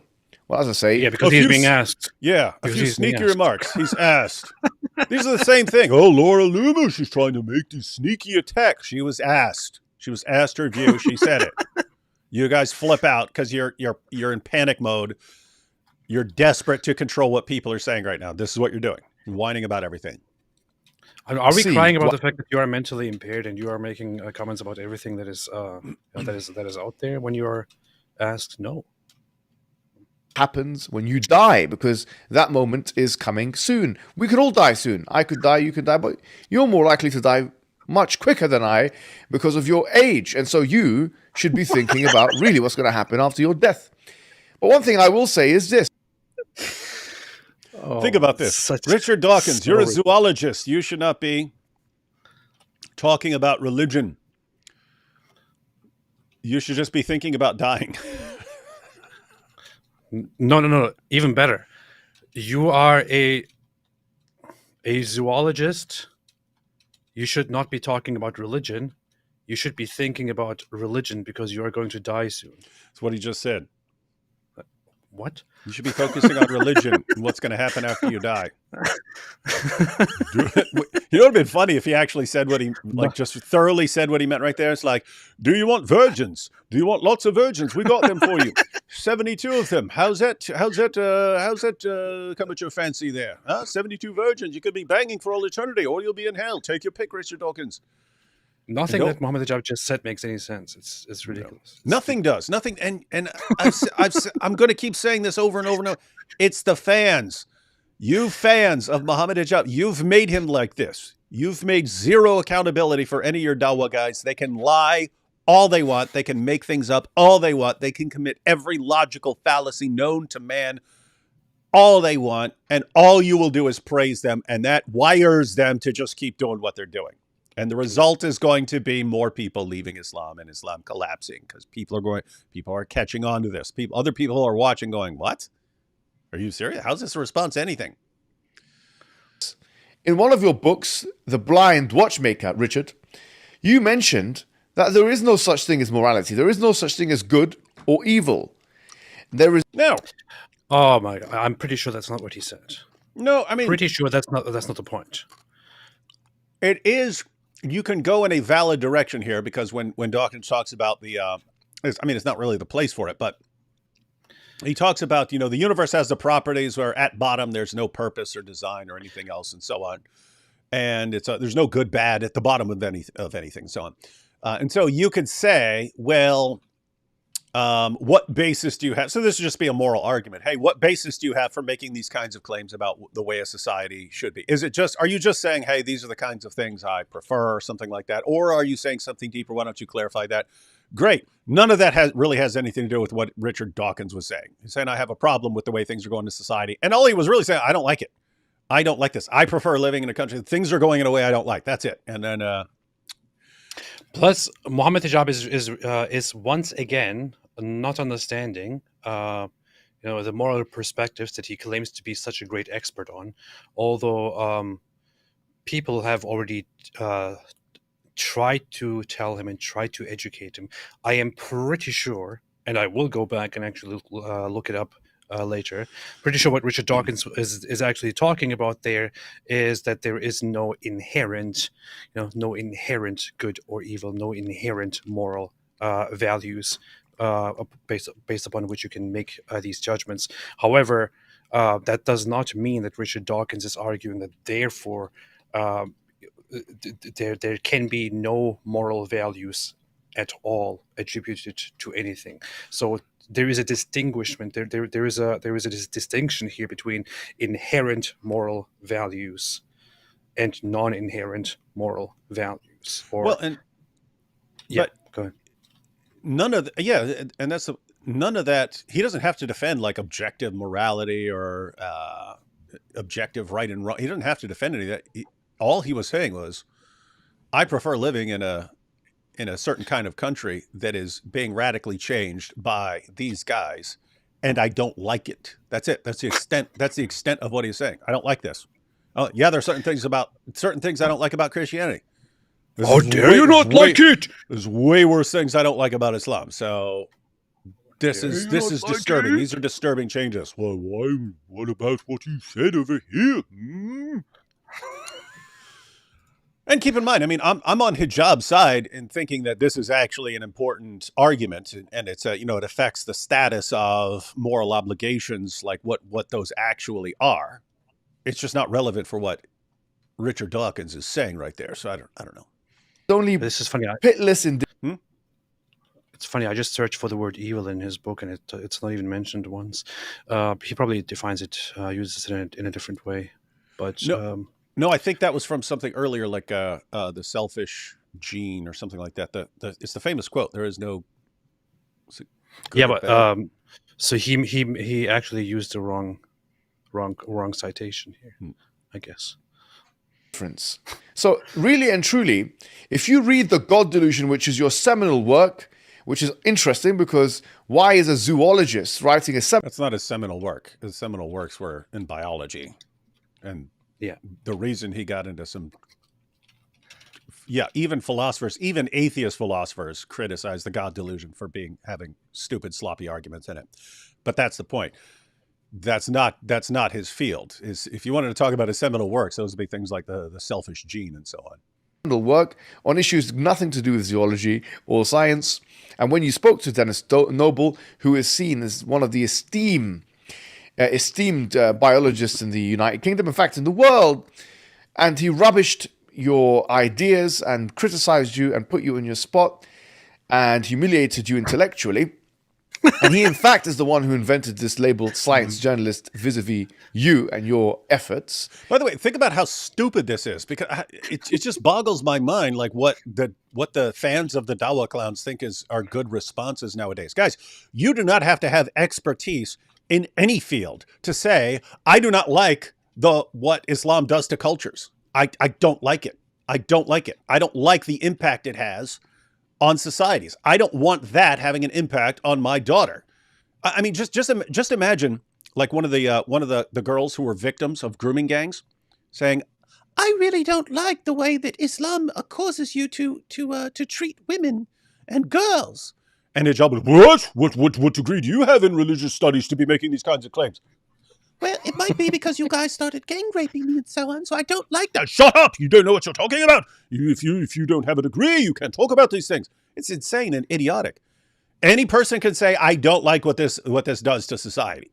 And what is your moral foundation upon which you judge that you don't like it? Move it. What a dope, man. This is it, guys. This is Dawa. Dawa is deception. It's all deception and deflection and straw man. I gave this example in my video that I made about him, which he said he watched, which is the end of Muhammad's hijab. And I explained it to him as well, which is that whenever he goes on these rants of, how can you even judge whether something is good or bad? How dare you? What is even the foundation? It's like if you break into my house, right? If you break into my house while my family is there, and I then catch you, I hear you, and I have my gun with me, I will shoot you. You can then stand there and be like, hold on, don't shoot. What is the foundation for your moral judgment based upon? No, I'm not listening. I'm going to shoot you. That's it. Don't waste time with these idiotic remarks. No, this dude. Every single thing is just an attempt at deceiving viewers from understanding the actual points being made. Pretty pathetic. Super chat there. How is it golden shower if there's blood in my bee? It's from Slippery Zabiba. You guys make a difference. Thank you. That's our tagline. David Wood and AP making a difference. It's what we do. Yeah. D Wood, check your email. A dubstep remix of Hijab has been sent to you. Wow. Let's check that out. Although I have to say, some people send emails to other places and think it's mine, and I don't get them, and they think that I've gotten them. Mr. Jib Jab, having a narcissistic or borderline personality makes so much sense. P.S. I'll send some more super chats if we call him Jib Jab from now on. I don't know. Mojob's pretty cool. But Jib Jab's kind of cool too. Jib Jab. I came up with Mojob, so I like Mojob. Mohammed Jib Jab. The Red Cow. How dare AP ignore me or unleash my wrath worse than those drones did to Bibi? Boy, your sand will never be the same again. Allahu Akbar. Yeah, that sand actually got messed up, man. Yeah, I still feel bad for this sand. Iran was wrecking that sand. Yeah, and the lizards. Good, serious point here. You don't know what you got till it's gone. That is true. You have things. You have a bunch of things, and you're taught to complain about other things. And all the things you have, you think those are normal until they're gone. And then you realize, love you guys. And you're then hilarious. I realized that what I had was much better than what is coming. Love you guys. You're hilarious. Keep up the good work. Thank you. We love you too. Yes, that is correct. You really couldn't withstand that kind of criticism. But if you read your book, The God Delusion, most of it is actually attacks are based on morality. But if you do not believe in an objective morality and that everything is pitless indifference, so whether one is hostile to gays, one is hostile to women, one is hostile to men or children or animals or anyone else, that is, according to you, pitless indifference. It doesn't matter if they are, hostile or not hostile, peaceful or hostile. Mohammed Hijab. Go ahead. Sorry, go ahead. Oh, yeah, I'm just saying. This is so weird. Guys, I mean, I believe the moral argument is a very, very important point. And when people are deciding what our moral obligations are on a personal level and as far as society and so on, I think it's very important to have discussions about what's called meta-ethics. These are like the foundations of ethics. Very, very, very important point. When someone's just saying, hey, I like societies like this rather than like that, and where's your proof? And then you instantly go, nope, you can't say that. You can't say, I can't what? I can't say what I prefer. I can't say what I like. Where's your proof? Where's your proof why what you don't like is worse than what you do like? Gosh. Dawa is deception, ladies and gentlemen. Doesn't matter. Finally, I will say this. The entitlement in your speech is quite clear. The entitlement? For you to speak in this... The entitlement? The irony, man. The irony. The most entitled guys in the world, Dawa guys, the most entitled people in the world. We get to control the rest of the world just because we mindlessly follow the ramblings of an illiterate 7th century Arabian caravan robber. Therefore, we get to tell all of you what you are and are not allowed to do forever. But we got a problem with your entitlement. But think about from his perspective, Dawkins isn't allowed to, he's not entitled to say anything. And so the fact that he thinks he can even comment when someone asks him a question is too much for hijab. Your entitlement, your audacity to think that you can offend me. How dare you? And just think of the United Kingdom as kind of like your garden or your backyard. I wouldn't want to see this there and I wouldn't see that there. It shows you that you don't actually have respect for the democratic process.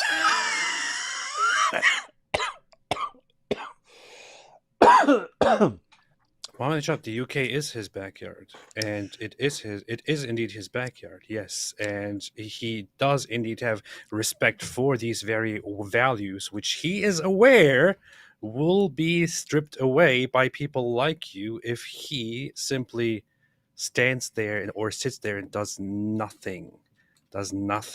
Yes, he is the one who actually has respect. You are the one who doesn't have any respect for it. Look what he just did there, right? So, hey, you don't like the way Great Britain is changing and becoming more hostile towards women and girls and so on because of what politicians are bringing in. And so you're objecting to that. But that just shows you have a problem with the democratic process. Because, I mean, do you have any idea how insane this is? So following his reasoning, anyone who lives anywhere and has a country that they really, really, really, really like, and you say, hey, we're going to bring in. So suppose you live in a country and it has 5 million people. It has 5 million people. And it's like the most wonderful, amazing, peaceful place on earth. And you say, okay, we got 5 million people, but you know what? There's 10 million people in Afghanistan who need to get out of there. So we're going to take in those 10 million people. And you say, well, that's really, really going to mess things up for the rest of us because now they're just going to impose Sharia and so on. Hijab would say, what, you got a problem bringing in 10 million people so that you're completely outnumbered and then society's completely changed to Sharia compliant hellhole? See, you got a problem with the democratic process. This guy's nuts, man. He's nuts. No, he's not nuts. It's his religion. It's just the dishonesty there at play. That's it. He Guys, has to say these do y'all things. get that? If you have a problem with Islam and the grooming gangs and any of this stuff, you got a problem with the democratic process. How dare you have a problem? Shame on you for being anti-democracy.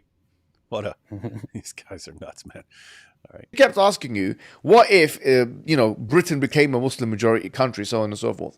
I mean, if you cared about the principles of democracy and so on and so forth, then you would actually answer in a way which would be commensurate with that. And by the way, think about how idiotic this is. This is the dumbest thing I've heard. And go ahead. I think about what he just said. He said, "Hey, what if Great Britain became a Muslim majority country? You shouldn't have any problem with that if you really believe in democracy." That's not what democracy means, Hijab. It doesn't mean like, well, just imagine it became a Nazi majority country, then you'd be fine with Nazi. No, that's not what. Oh boy. Believing in democracy does not mean you're cool with any group taking over and forming a majority. Yes. And in fact, the founding fathers were worried about that in the U.S. That's why they had this entire system of checks and balances and a constitution and all that. They're worried about what they called the tyranny of the majority, just getting a majority population that can then wreak havoc on the minorities. They were very worried about that. It's like every idea that he brings up, his stupid, insane, idiotic fans are so dumb. They think, that's what people's view is. Wait, that's not what anyone's view is. Straw man. What has he attacked here? Every single step of the way. Straw man, straw man, straw man, straw man, straw man. He's attacking things that are not actually his opponent's positions. Yeah. I don't know. If you actually value democracy, if you actually value the democratic values and democratic process, what you would want to not lose it, you would want to protect it, you would like to protect it, and you would want to oppose any kind of force, any kind of ideology, any kind of movement that threatens to permanently remove the democratic process, that permanently threatens to permanently get rid of the democracy that you like so much. Which is why anyone who loves democracy should be opposed to fascist regimes, should be opposed to Islamic regimes and Islamic sentiments that are threatening to take over and change the system, and so on. It's quite simple, and I'm pretty sure that Muhammad Hijab actually understands this. He's not stupid. He actually understands this. He just doesn't want to acknowledge it. Yeah, he knows his followers, and his followers are morons, and he can say whatever he wants to them. Yeah. So guys, democracy is not a goal in itself. It's not an end in itself. You don't just say, hey, you know what? I just like democracy wherever it leads. If you had a majority population that is completely evil, then democracy would not be good in that situation. The general idea is democratic nations do better at preserving people's rights and so on because the population has the ability to make decisions. And therefore, it's not just one person in a castle deciding what gets imposed on everyone else. The people get to make decisions and so on. If the people are going to make really bad decisions, then the results of a democracy would be bad. And as AP's pointing out, if we're talking about Islam taking over, then that's the destruction of your democracy. That's the destruction of it. And what would happen? These guys would impose Islamic law, and then people like Richard Dawkins are going to be killed. So but I didn't want to be killed. It's the same situation. It's the same situation with UAP in that these are matters of life and death. These guys, Hijab, Ali Dawa, they would have if they were in charge, they would have Dawkins executed for criticizing Islam. They would have they would have me executed for criticizing Islam. They would have you executed for criticizing Islam and for leaving Islam. And yet we're not even allowed to say we don't want that. We don't want to die. We don't want your majority, if you get it, to take charge, because then you're going to kill us, and we prefer not to die. What? You degrees in zoology. How dare you talk on this? How dare you say you don't want to die? What do you mean you don't want to be killed? How dare you? What is your moral foundation? Prove scientifically that you don't want to die. Where's your empirical evidence that dying is bad? Prove it. You're a zoologist. Don't you know that things die? Well, if that's the will of the majority of this and that, which shows you that you cannot avoid the in-group, out-group tribal dynamics. In your last days on this planet, probably. No one's ever had a problem with, we do not want to be controlled by that group. No one. Not one person has ever had a problem with that, Muhammad Hijab. That is no one's argument. No one is saying, hey, anyone who says they don't want to be completely dominated by some other horrible thing that's going to get them killed, it's in-group, out-group. Well. or weeks, if you're lucky, months. Did you hear what he said? He's talking about him dying again. In your last days on this planet, probably, or weeks, if you're lucky, months, maybe. In those He's acting like he's about to die like any day now. last moments of your withering life, you've decided to attach yourself culturally with a religion that you've spent a long time trying to oppose, which is Christianity, which shows a lot about. I'm sorry, but Muhammad Hijab himself, I don't know if I should be saying this, is probably, according to himself, according to certain people, also near the end of his life. So I don't know. Maybe he's worried about it too. Why is he attacking an old man here, saying, "Oh, you're at the end of your life. You should be thinking about that"? I don't know. I want to have some respect for his privacy here, but obviously he doesn't care about other people's dignity and all that, and he just wants to attack an old man and say, "Oh, you're gonna die soon. You're gonna die soon. Oh, you see. You're gonna die soon." Yeah, according to Muhammad Hijab himself, Muhammad Hijab is probably going to die soon as well. I have so been reliably informed by himself, just so you know. You. Finally, I will say the debate offer has always been put on the table to you, Richard. We've always said if you really want to speak about it, You know what have we been saying? Why do you want to debate him? He's going to die. His job is looking for people who don't deal a lot with Islam, and therefore he can say whatever he wants. That's his new target audience. I mean, that's his new target. He's not going to debate any actual apologists anymore, or any serious critics of Islam who can. Yeah, he's pulling a Zakir Naik. Islam, the Muslim community is willing to have that conversation. And before you die, maybe you'd want to summon the testicular fortitude, although maybe that has withered as well, to do so. Assalamu alaikum wa rahmatullahi wa barakatuh. Isn't this crazy? This guy's the biggest coward on the planet. Look at this. This guy's the biggest coward on the planet, and he's going after a guy who's like 1,000 years old, and talking about him dying and saying, "Yeah, let's debate. Why don't you have the testicular fortitude to face me?" And then he's actually talking about his testicles and how they might have become, It's like he couldn't make it. He couldn't make it to the end of the video without talking about Richard Dawkins' testicles. He couldn't do it. I knew it. I knew it beforehand. I knew at some point in here. Some point in there, he's going to talk about Richard Dawkins' testicles. He can't get away. From it. He has to talk about Richard Dawkins' testicles. Otherwise, he cannot get through it. He cannot finish the video. That's it. He tried to resist. He tried to stop himself. There was probably somebody there in the room with him saying, "Okay, focus. Don't do it." Hey, he had to remember the grapes. He has to talk about Richard Dawkins' testicles. That is his big concern here. Richard Dawkins' testicles. Had to be said. Are you aware of Bart Ehrman's upcoming discussions with Javad Hashmi on historical problems with the Bible and Quran and about religious violence? I have to say, of course I'm aware. If it were anyone else in the world besides Javad Hashmi, the guy's just a terrible, terrible human being. But he comes in his discussion with Richard Dawkins. I guarantee he will come across as nice and scholarly. That guy's he has the mentality and the exact same mentality and personality as like the worst of the Dawa guys. So think about the worst characteristics of the Dawa guys.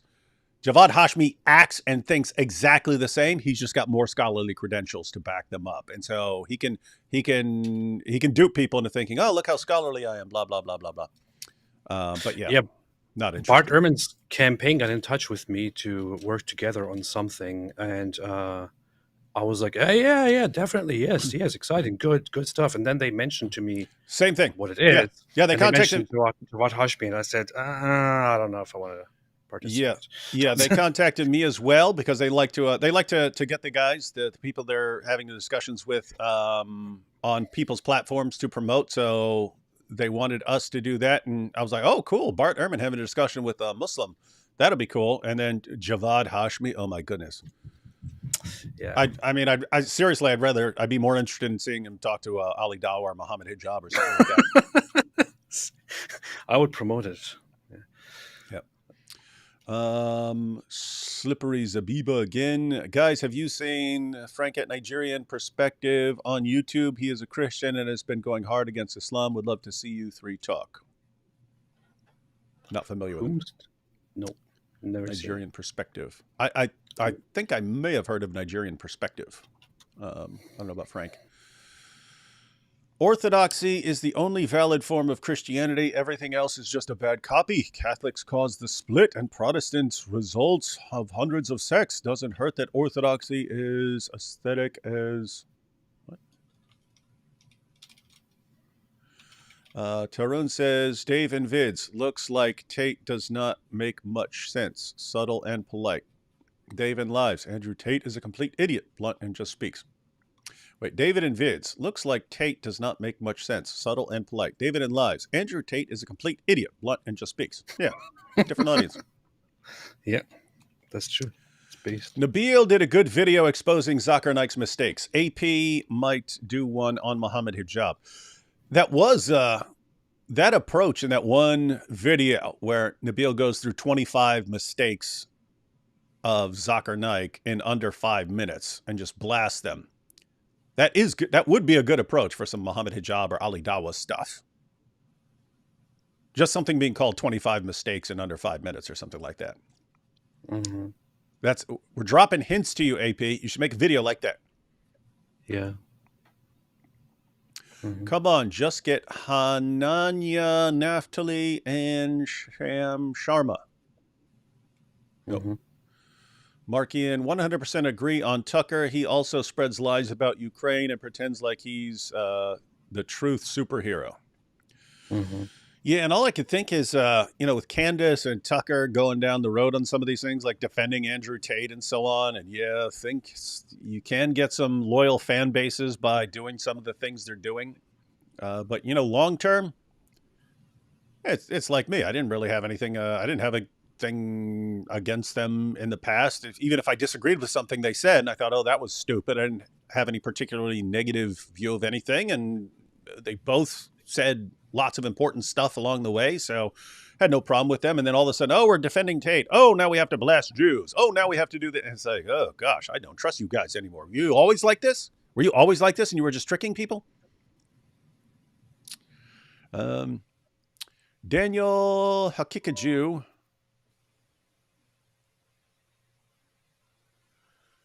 Daniel Hakikaju prefers paying taxes to the U.S. government than fighting the U.S. in a Muslim country. Yep. It wouldn't go well for him. He'd be a pretty easy target. Hijab would be a pretty easy target if they were ever actually fighting. Alhamdulillah. Daniel doesn't seem like he'd be very fast rolling across the battlefield. Hey, did you know that Muhammad Hijab has a brain tumor? Does he? Apparently, he never told anybody, but he told me in the past. I don't know, but I talked to him in the past per private messages. That was about. Then why are you sharing that?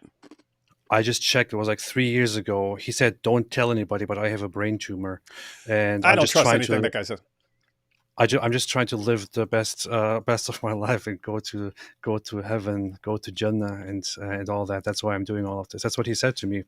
And to be honest, for the longest time, I thought, you know what, I'm going to be an honorable guy and indeed never tell anybody. But here I am. And here you are, completely dishonorable. Publicly saying it, foremost because I never really believed that it's true. I don't know why in the world he would tell me this secret and not the public. Why would he do that? That's dumb. Also because he has been lying about very, very, very important things and thereby causing harm to people on such a level that is much greater than these interpersonal interactions and relationships. I mean, he has been lying about the 100-to-1 ratio and thereby attacking Israel and encouraging genocide against Jews and all that. So I don't care. I don't care about his promises and the honor part and all that. So he actually did tell me that he has a brain tumor. About, that wouldn't surprise me. I just wouldn't believe it. Yeah, and here's the thing. It was probably not true. He was probably lying, but I'm not entirely sure why. But I'm just saying there's something wrong with this guy. Yeah. He actually did say that to me. Yeah. He did say that to me, and he said he's just trying to do his best to go to Jannah and all that, to go to heaven. But it seems like that was just a lie. But why would somebody do something like that? Oh, there could be all kinds of reasons for that. But yeah, it could be something, a situation where, hey, I'm going to tell him this, and then he'll expose me for it. And then I'll say, you see, I made that up in private just to see if I could trust him. And you see, we can't trust him. And it'll be the situation of the biggest liar on the planet trying to call you untrustworthy for sharing his his secret. I have indeed betrayed Mohammed Hijab right now because I really don't care, because what he does to people out there is really messed up. So if you want to spread it here, I'm saying it right here once again. According to Mohammed Hijab himself, the public doesn't know this. According to Mohammed Hijab himself, he has a brain tumor. This is what he told me in 2021. Indeed, I asked him recently again about it, and he said that it's still there. So, make it public. Yeah, I would say something like that. He's trying to see if you share it so he can call you untrustworthy, or it could be him looking for a way out for all his ridiculous tweets over the years, because he likes to make excuses like, "Oh, I was on drugs for that one. That's why I said that," and so on. If he wants to at some point explain all his atrocious behavior, if he needs a way out, say, "Oh, I wasn't responsible. Oh, yeah, I had a brain tumor. Fortunately, it got removed, and I'm good now, and that's why I'm gonna, have a different approach now." Yeah. In fact, I want to ask him to actually send us to give us evidence for his brain tumor, to give medical records or something. Where's your proof? Your streams always bring a tear to my leather strap. That's cool. Beautiful.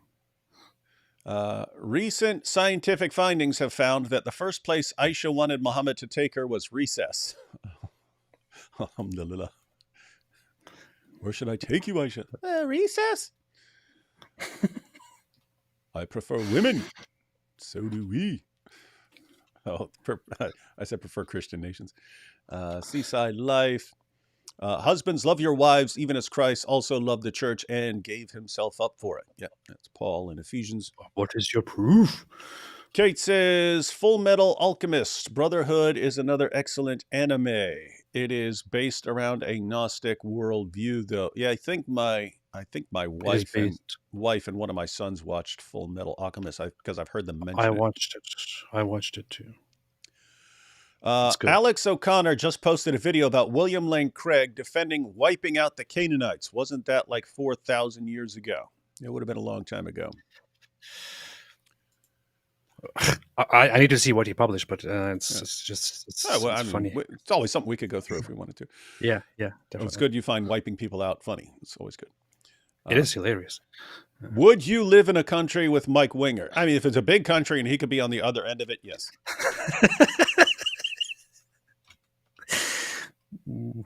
Good response. As long as his fans never, ever form a majority of anything. Nice. So few people actually read the various holy books to compare them. Why? You can actually check them out at the library. Even I did that. Edifying. Defying. We all know that Allah prays to the Prophet. Hijab is at it again. No, Allah prays for Muhammad, not to Muhammad. Get it right. Don't be falsely attributing stuff. Now we need a skit where you enter an Uber to go to McDonald's and Ali Dawah calls you a little weakling with Farfour's voice, and we're proud of that.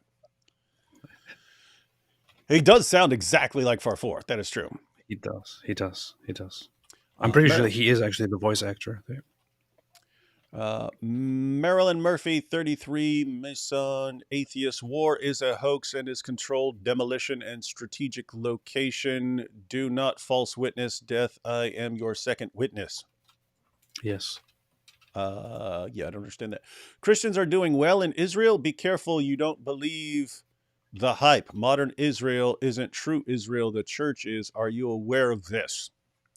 Guys, when we talk about Christians in Israel, we're talking about there's a nation, there's a place, and there are Christians who live there. We know. We've talked to them and met some of them. Yes. So, and then when you talk about polls, like AP was talking about polls, it's okay. There's a survey of Christians asking if they like living in that nation. That's what we're talking about. Israel is not real. Apostate Mommy says, hi guys, jizya paid, true, false, smoking, Quran page cause us high on hikmah. Yes, that's true. That's true. Adam and Islam versus Nephilim, thoughts? Oh, Adam, yeah, because he's 90 feet tall, so he'd be a giant. Oh, yeah, I hadn't thought about that. Yeah, I'm not sure. Yeah, so that would mean that, what, I guess Adam was it? No, because they're just shrinking. They're just shrinking in size over time. Yeah. The idea that, according to the Hadith, is that that Adam was extremely tall, and humans were generally like that, but over time humans shrunk, which is really dumb. Yeah, from 90 feet. And it's interesting because that's one of the few passages that mention man being created in the image of God, and in context, it sounds like it's talking about his height and shape. Allah was huge. Yeah, Allah's 90 feet tall. Changed my mind. And now think about his testicles. Oh my goodness! This is why we're so base. Our God has the hugest testicles. Way bigger than Richard Dawkins. Well, just one of Allah's testicles would be bigger than Richard Dawkins' entire body. The Richard Dawkins career. Is it verified that hijab went to Oxford? Comparing his vocabulary with Douglas Murray's, hijab sounds as daft as a brush and looks like what? Yeah, he did like a master's. People have pointed this out, like the master's program in like whatever religious studies that he went into is actually pretty easy. They have, I think, over a 50% acceptance rate and so on, compared to just trying to get into Oxford University and so on. So. I think they had like a 60-something% acceptance rate. Yeah. Up here we have from the marquee again, coming from someone who lives in America, challenging Israel like Tucker has is not a very smart grift. It's a great way to lose cash and employment. He does his own show. Who's the employee? What fantasy world are you living in? The real grift is taking IPAC's cash and warmongering. No, if you are not working for the mainstream media anymore and you decide to go out on your own, it is good for you to gather up large followings that are obsessed over some issue. So you want to interview Tate and be as nice to him as possible to get him on your side. You want to slam Israel because there are people, matter of fact, didn't he get a ton of funding from some guy who's like from Pakistan or something? Yes. For his new media venture? A major company that is, I think, from he has a Qatari and something background. He is a guy who funds certain news sources and think tanks and all that. But yeah, Tucker Carlson has some major funding now. Mm-hmm. Yeah, and appeals mostly to the part of the population that doesn't like Israel and that doesn't like Jews and is still conservative. But I'm from America, so I say it will just get you in trouble. Stupid. Plus, there's just circular reasoning. Like you're saying, oh, Jews are bad, Israel is bad. What Tucker Carlson is saying is what Tucker Carlson is not a reliable person. But well, why would he then say it, considering that Jews are evil and Jews are bad, and he's risking his career by offending the powerful evil Jews? Like, please, man. Yeah, but thanks for the super chat there, Sport. Kamalian says, why hasn't anybody come up with homo? Yeah, not spelled like that. Yeah, you could say Momo the homo when he's talking about, his relationship with Dihya and that guy kissing him all over his side and then walking around covered in semen and so on. Beautiful. If Islam is the perfect, why he cries like a baby every time someone say the word Islam? His argument is a pile of your mama jokes level. Yeah. It is interesting. Like, we're so strong and we're so based and we're so courageous, and you cry like babies anytime someone says one word about anything in your religion. Why? Imagine the thing, man. The guy, all the guy's saying is, I do not like Islamic culture, and I really appreciate Christian culture, and I am a little bit worried about the future, considering that Islam is more problematic. And it's like, oh, what are you talking about? What are you talking about? Let me talk about your shriveling testicles. Man, have some respect. Why/how are his pants not on fire? Good question. I don't have a problem with the democratic process. I have a problem with population displacement. I don't have a problem with population displacement. I have a problem with the democratic process. Let's go ahead and, as far as, here's what's interesting. Dawkins, he says, I prefer, if I had to choose between a Christian country and a Muslim country, I'd pick a Christian country every time. Very simple. Hijab flips out of it. How dare you? Your background is in zoology. You can't talk about these things. When hijab is exactly the same. It's exactly the same thing. Same exact thing. Hijab wants to live in a country that has been massively influenced by Christianity. So does Ali Dawa. That is, by the way, officially a Christian country. So does Daniel Hakikachu. So do all these guys. Until they start moving to Afghanistan, I don't believe anything they say. But why did countries with a Christian background turn out way cooler? Let's go ahead and watch a little bit of Inspiring Philosophy's new video. We won't watch it all because you can check that out on his channel. There's a link in the description box.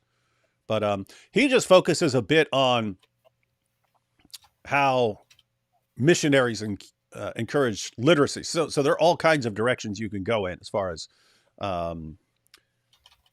inventing orphanages and inventing hospitals and changing laws about infanticide and so on, and lots of different directions you go. He focuses on the literary aspect here. And so let's check out a little of this to give people an idea of how things end up better than they do in Islamic societies. The common belief today is that Christianity has been a hindrance to progress and prevents us from becoming a more educated and enlightened society. This is how Christians are often portrayed in the media and films, but how much truth is there in this?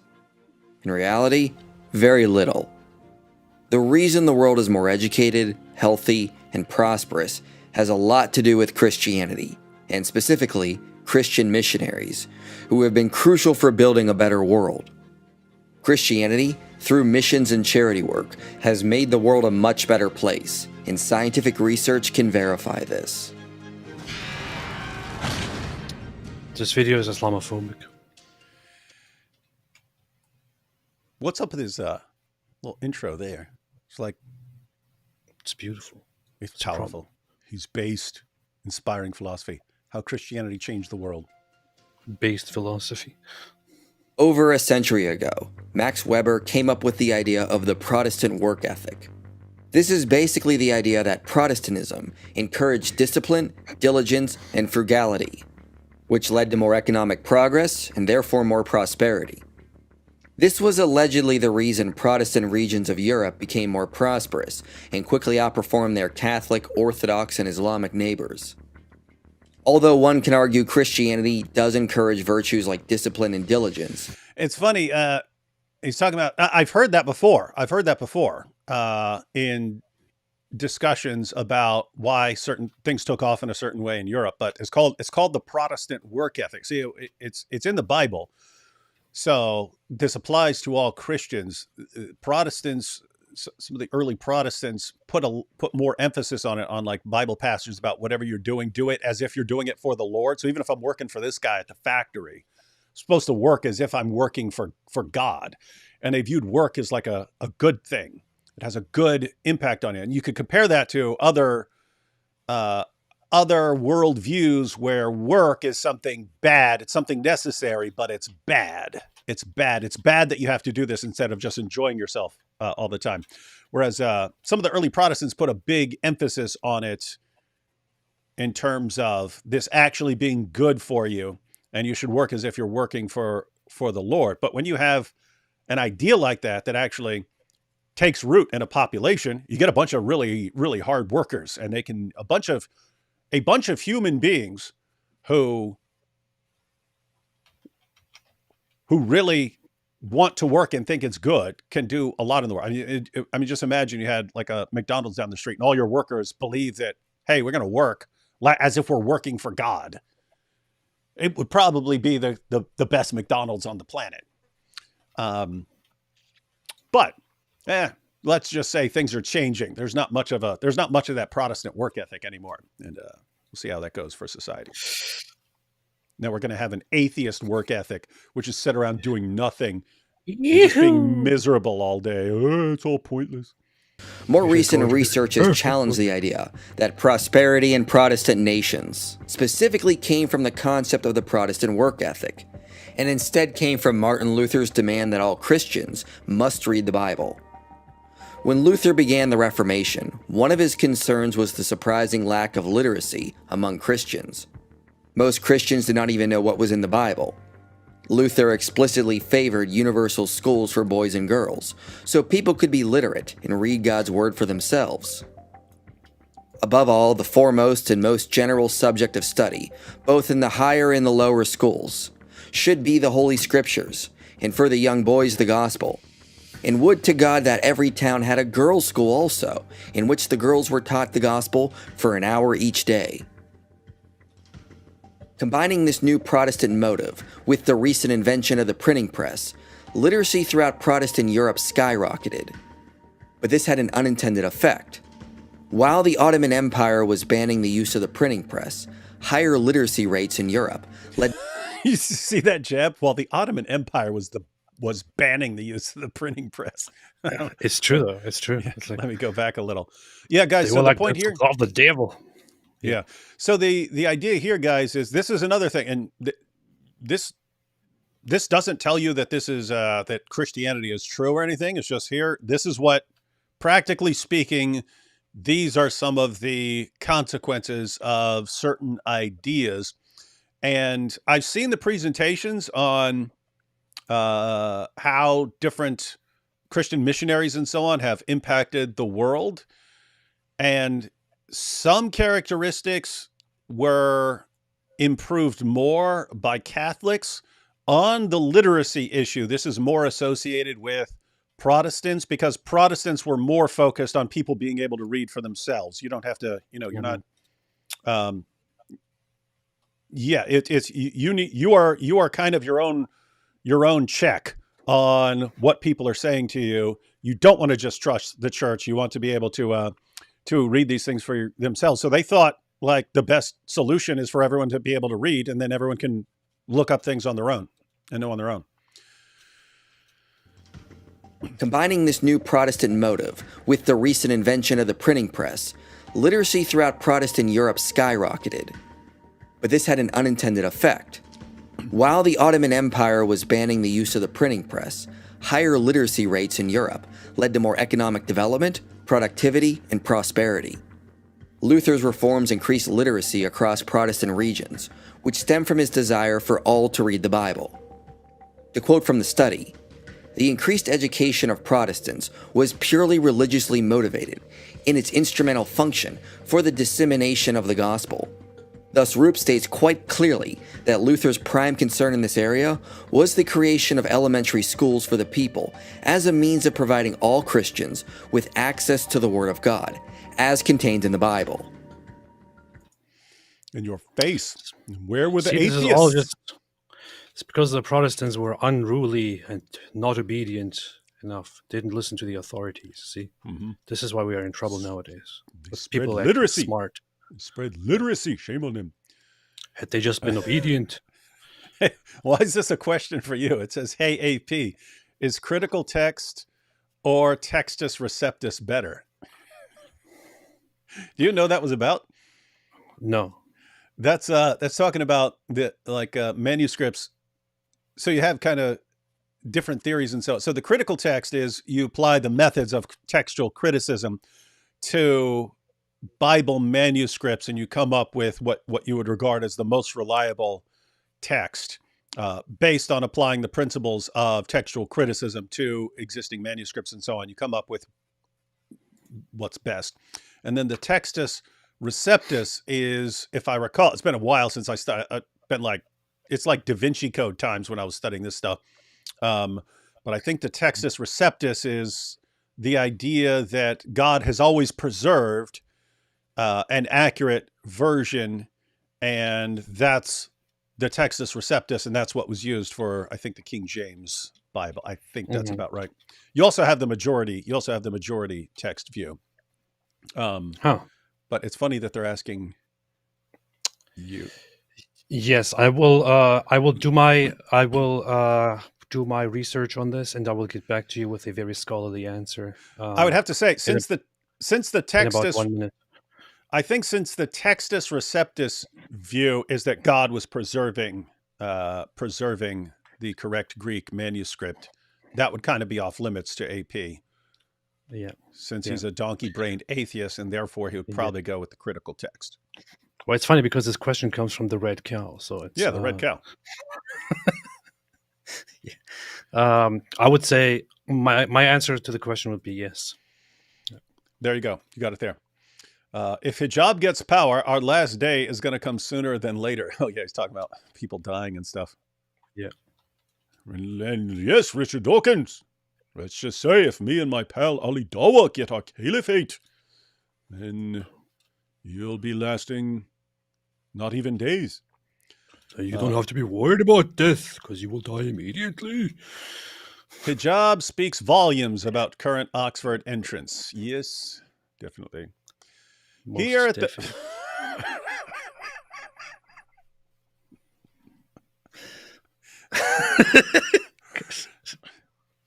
Just leave this one without comment. There's a response to Muhammad Hijab talking about testicular fortitude, and there's an Islamic site called Goat Hub that can help him with it.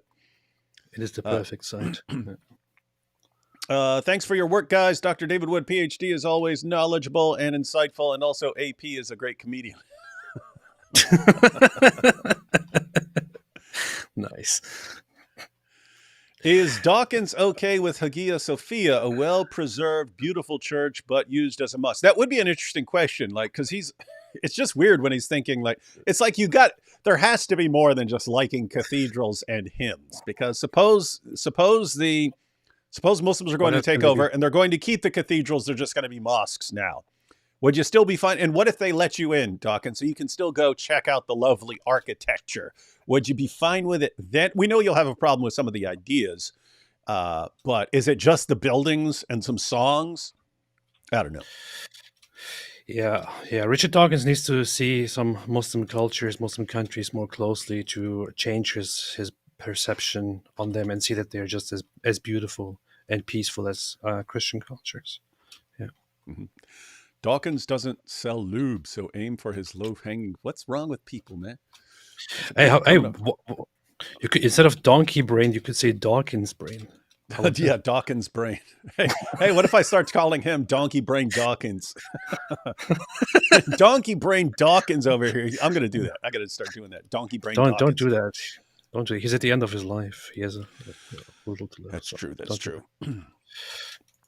Have you guys considered challenging Muslims to take everything Muhammad said about the Jews, change the word to black, and post it on their social media? Unfortunately, it doesn't seem to work if you say Jew. Cow is greater than goat. That's a very interesting challenge. Everything Muhammad said about Jews, change the word to black and post it on their social media. Whoa, that's interesting. Mm-hmm, mm-hmm. Why is it that most Muslims are so blind? That's the most Islamophobic comment of the day. Ask a zoologist. How would I know? Yes, how would you know? Only zoologists can say these things. You two do really good work opening my leather straps. I wish Allah gives you 72 whores. Whores. You're supposed to say whories. Brain tumor is pity play, victim, sociopathic / narcissistic move. Testicular fortitude while Mojab runs from debates. Yes, he does. His fans do not care. I don't see anyone risking their life to get to a Muslim country. That's true. I wonder why. Muslims choose a Christian country because it's a better life. Oh, yeah. And speaking of why things are better, keep in mind, you do not have to believe that these things are, you don't have to believe that, like Richard Dawkins, he doesn't believe that things turned out better in Christian countries because because Christianity is true. It's just, well, things worked out that way. To be fair, I know of several people who risk their lives to get to a Muslim country, and that is people who are trying to escape Saudi Arabia and get into Turkey to then go to Europe from there. So yeah. And then to move on to Europe. That's funny. All right, back to inspiring philosophy so we can be a little inspired. We conclude that all our qualitative results are robust to controlling for a variety of geographical influences. Economic outcomes and literacy are both significantly higher in Protestant countries, but Protestantism had no significant association with economic outcomes beyond the one due to literacy. Interesting. So so they spread literacy, and literacy was connected to things, but there wasn't a connection beyond that. What is also interesting is the study authors found that when Catholic regions adopted this urgency to increase literacy, the same positive results in economic success were found. Robert Woodbury notes when Protestants began to utilize the printing press to spread literacy to teach their Christian message, it forced Catholics to retaliate by also printing more educational material. Nice! You catch that? Mm-hmm. So the Protestants had a bigger emphasis, because they're objecting to lots of things. And so in order to show people that they got things right, they make sure that people can read so that people can read the Bible and read their literature and so on. But then Catholics have to respond. You can't have these guys who are spreading all the books because we need to respond to their criticisms and so on. So they had to do the same thing. Interesting. Yeah. Combat arguments from Protestants. In order to win more converts, Protestants and Catholics began to educate more and more people, which had the unintended effect of raising literacy rates in Christian regions, which led to more prosperity and growth. This educational growth was not limited to Europe. Convicted by the command of Jesus to make disciples of all nations, both Protestant and Catholic Christians sent missionaries out to Africa, the Americas, Australia, and Asia. One study looked at the effects of missionary activity in India. It found the exposure to Protestant missions during the colonial period translates into higher literacy rates today. Historians highlight the important role of Protestant missionaries in promoting literacy among traditionally disadvantaged groups in India, women in low castes. Consistently, I find that women in low caste members living in Protestant districts display significantly higher literacy rates relative to the same social groups living in non-Protestant areas. That's interesting. He connected that to, and I don't know if the sources he's citing do this, but he's connecting this to, which is interesting, the Great Commission. So Jesus commands his disciples to go and make disciples of all nations. So you're supposed to make disciples. I mean, part of being a disciple is you're supposed to study. And so they're making disciples of all nations, and they thought it was an important part of discipleship. It's something that will help their discipleship if the people can read. And that way they can read about Jesus and they can study the Gospels, and this will be part of their discipleship. So, that is good. Interesting stuff. Very based, very based. Christianity is very based. At the turn of the 19th century, nearly 70% of primary and secondary schools in the provinces of Agra and Oud were missionary-run. The study suggests Protestant 70% of schools, primary and secondary, run by missionaries. missionaries changed cultural norms to favor the needs for boys and girls to be educated. Female education was also boosted in regions where Protestantism had more influence, and this transformed into positive results that are still seen today. On average, regions that had a Protestant mission are associated with a 2.5% increase in the total population literacy rate.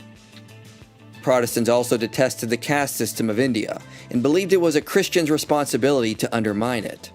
So Protestants used education as a weapon against the caste system. You see, Christianity is intolerant. It's violent. They're using weapons. Using weapons to oppose the caste system. Education in particular is used as an invaluable weapon in the fight against castes. There is the belief that Christian schools cannot recognize or tolerate caste observance within their walls. The Protestant stance is that education must be accessible to all. Some have attempted to argue this is only correlative. Higher literacy rates and better education could actually have come from influence from Western civilization and not directly from missionary work. But another study looked at this and found that Christian missionary activity is consistently associated with better female education outcomes, as measured by differences in education between men and women in the colonial period. It also continues to affect post-colonial variation in female education. What?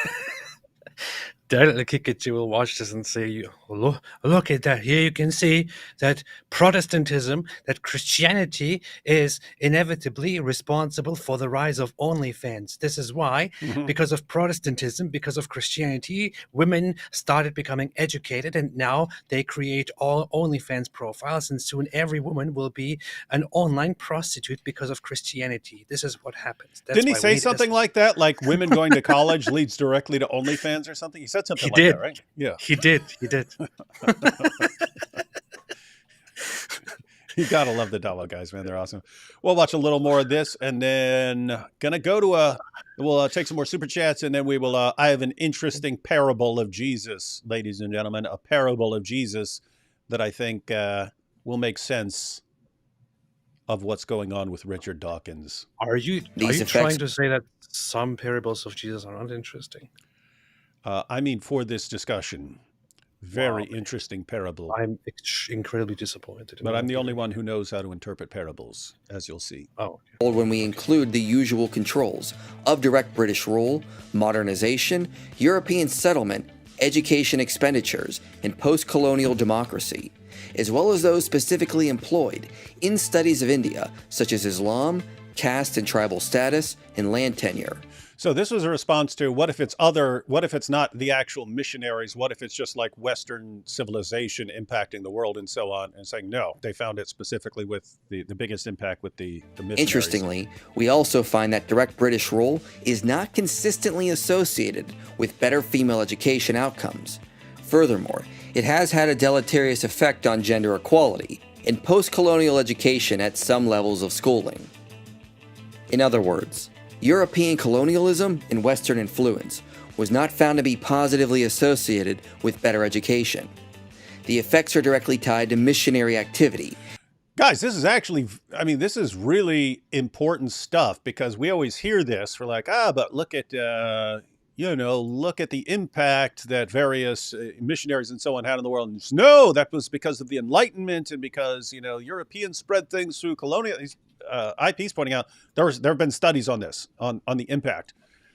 And no, it wasn't colonialism and spreading this. It was missionaries starting schools. That's what did it. And not mere European influence.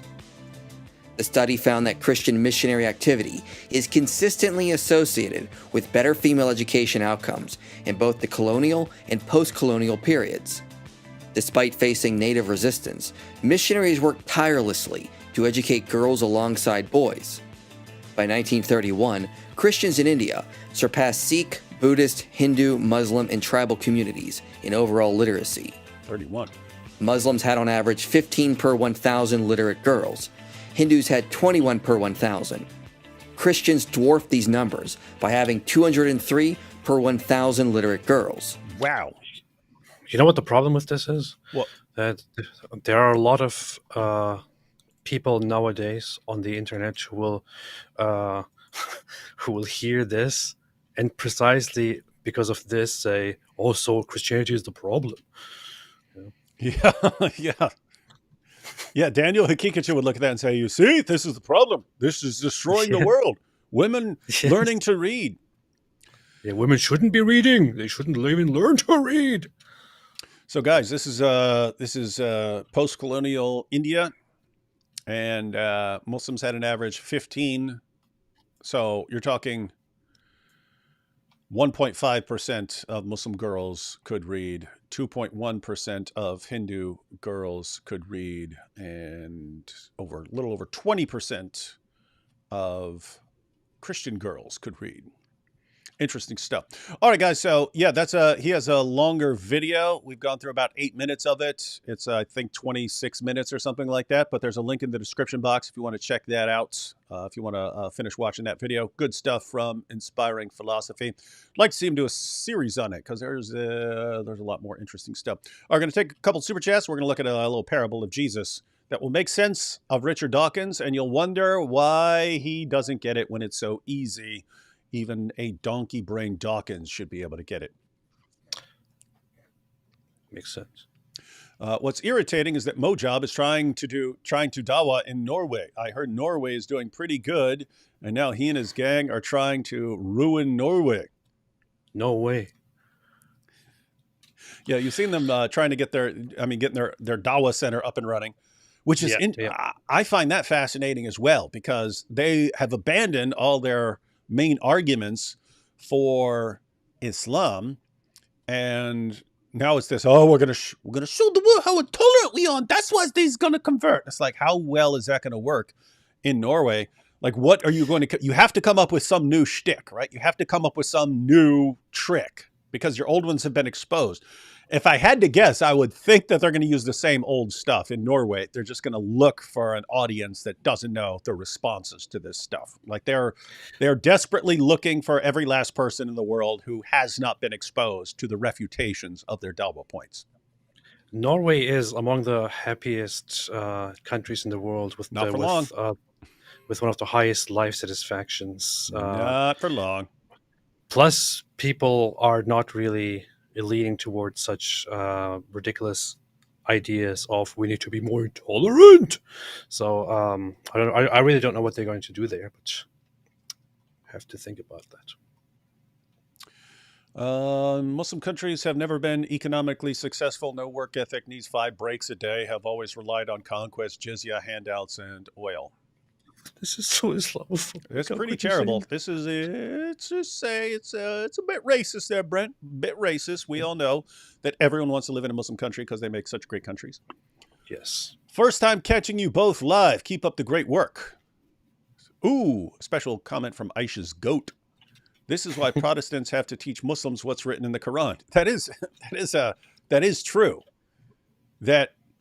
I can bring up Quran verses, and I have to tell Christians who are doing outreach to Muslims, when you bring up these verses of the Quran to them, this is going to be the first time they've ever heard them. They have not heard these from their leaders. They have not heard them from their imams or their sheikhs. They haven't heard this from any of them. And that's partly because they're not reading it for themselves.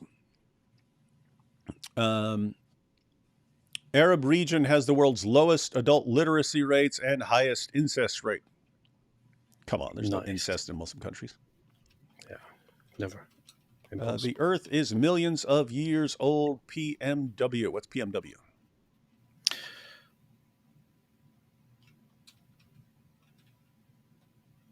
I don't know. Love you, David, but get a haircut, you hippie. Hippies don't get their haircuts. We like long hair.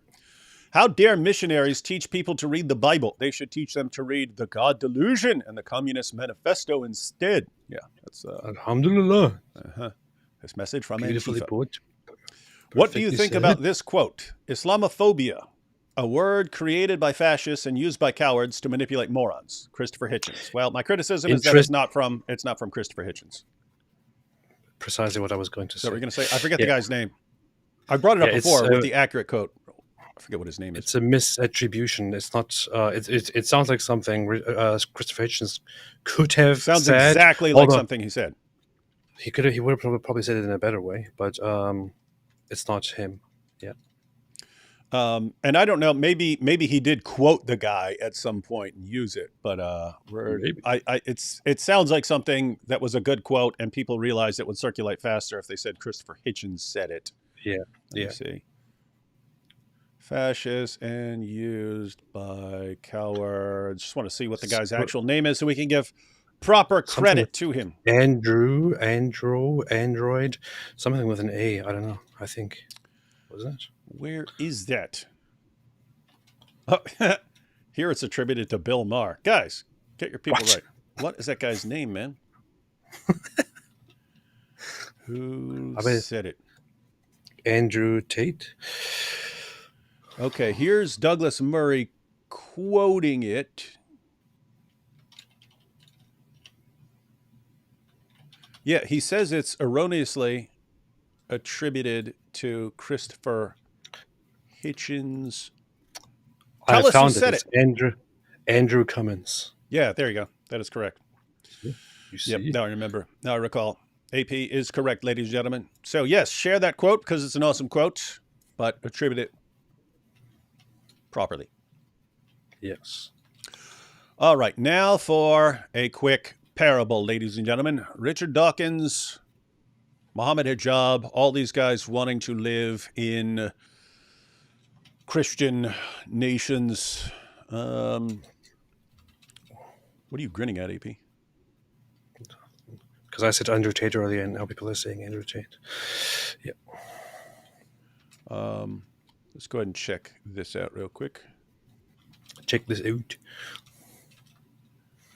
Cash me outside. All right, ladies and gentlemen, parable of the mustard seed. I'm going to tell you guys how to. What do you like? Hey, isn't this Nader Ahmed's favorite? Oh yeah. Nadir's another perfect example of this, guys. I'm thinking I'm probably going to make a separate little video on this because I think it's an interesting point. This parable in particular. So let's go ahead and read the parable, and then we'll see how to interpret it because none of you guys know because you don't study parable interpretations. Parables of the mustard seed. So he told them another parable. The kingdom of heaven is like a mustard seed, which a man took and planted in his field. Though it is the smallest of all seeds, yet when it grows, it is the largest of garden plants and becomes a tree, so that the birds come and perch in its branches. So kingdom of heaven is like a mustard seed. Tiny, tiny, tiny little seed. Guy planted it in his field. Tiny, tiny, tiny little seed, and yet it becomes so big, it's a tree. It's actually not a tree, it's a bush, but he's pointing out it becomes big like a tree. So, and the birds come and perch in its branches. The birds come and perch in its branches. So, what's the point here? The takeaway of most people is, well, Jesus is speaking in the first half of the first century, and he's saying, hey, kingdom of heaven, it's this tiny little thing, but it's going to become really big. Pretty bold claim that this little weird offshoot of Judaism is going to become really, really big. So think, tiny mustard seed grows, becomes a tree, so it gets really, really big. But then at the end of the parable right there, you have this, the birds come and perch in its branches. What are the birds in this parable? Jesus doesn't tell you. There are certain parables that he interprets and he explains them. There are other parables that he doesn't explain. So those birds could represent nothing. They could just be part of the parable meant to show how big it becomes. It becomes like a tree, and even birds can come and live in this this giant mustard bush, right? So it could represent nothing. So the birds could symbolize nothing. It's just further indication that this is going to become really, really big. So that's one way of interpreting it. Or you could interpret those birds as something else, like it's going to become really big, tiny little mustard seed is going to become a tree, and those birds could represent something like, let's say, the Gentiles. Even the Gentiles are going to come, and they're going to perch. Point is, Jesus doesn't say what the birds are. Doesn't tell you. Everyone good so far? So if you guys have read this parable before, you may not have wondered what the birds are, but if you are wondering, you can make different arguments because Jesus doesn't explain what the birds are in this parable. However, he does explain the birds in a different parable. And this is where I said this is a theory. This is a theory of parable interpretation, that if you've got a parable where Jesus doesn't explain some symbol, according to a theory of interpreting parables, if you have something that Jesus doesn't explain in a parable, but he explained it in a different parable, you should try to carry the meaning over from elsewhere where Jesus did explain it. So the birds here does not explain what they are. There is another parable where he talked about the birds. And you're not looking for something exactly specific. It's more like, is it negative or positive? Are the birds negative or positive? So are the birds showing up and living in these branches of this mustard bush? Is that something negative or positive? Well, this parable does not tell you. It doesn't tell you if it's something good or bad or anything else. There's another parable, and it's in the exact same chapter. So a little before Jesus talks about these birds here, you have another parable. You have another parable that he actually explains. So again, guys, this is not, he doesn't say you have to interpret it this way. This is a theory of parable interpretation. So check out the beginning, same exact chapter. Matthew 13. That same day, Jesus went out of the house and sat by the lake. Such large crowds gathered around him that he got into a boat and sat in it, while all the people stood on the shore. Then he told them many things in parables, saying, a farmer went out to sow his seed. As he was scattering the seed, some fell along the path, and the birds came and ate it up. And so this is the parable of the sower, and you have the different kinds of ground, the rocky places and so on. Then you have the places, the seed that's choked by weeds and so on. And then you have the ones that fall on good soil. But right there, farmer went out to sow his seed. As he was scattering his seed, some fell along the path, and the birds came and ate it up. But this is a parable that Jesus actually explained. The birds came and ate it up. So he talks about why he explains things in parables and so on. And then verse 18, listen then to what the parable of the sower means. When anyone hears the message about the kingdom and does not understand it, the evil one comes and snatches away what was sown in their hearts. This is the seed sown along the path. So the birds represent the forces of the evil one who are snatching away the word before people understand it. This doesn't mean that's what birds represent later, but this is if you wanted to connect anything about the birds in the parable of the mustard seed to anything else, this is the only context. This is the only relevant context. Birds here are something that are in opposition to the gospel. They're the opponents of the gospel. They're snatching the gospel away before people understand it, right? So think about that. That's the context. That's the only thing in the context that is talking about the birds. The birds are what snatch the word away before people can understand it. So right after this, you have the parable of the weeds, and then you have the parable of the mustard seed, where he talks about the birds. Now read this in the context of that other parable and the birds there. He told them another parable. The kingdom of heaven is like a mustard seed, which a man took and planted in his field. Though it is the smallest of all seeds, yet when it grows, it is the largest of garden plants and becomes a tree, so that the birds come and perch in its branches. You don't need anything about birds in this parable. It works perfectly well just saying it's a tiny little seed and then it becomes a tree. Works perfectly well. What about the birds? The only thing in context about the birds are the birds. The birds are the forces of the evil one who snatch away the word of the gospel to keep people from understanding it, right? So on this interpretation, again, this is a theory of parable interpretation. If you go with this theory, you end up with something much deeper here. What would this be saying if this is talking about opponents of the gospel in the parable of the mustard seed? What would that mean? It would mean that Jesus, the first half of the first century, says, hey, this little weird offshoot of Judaism that we've got right here looks really, really tiny, like a tiny little seed. Guess what? It's going to become huge. It's going to be like a tree.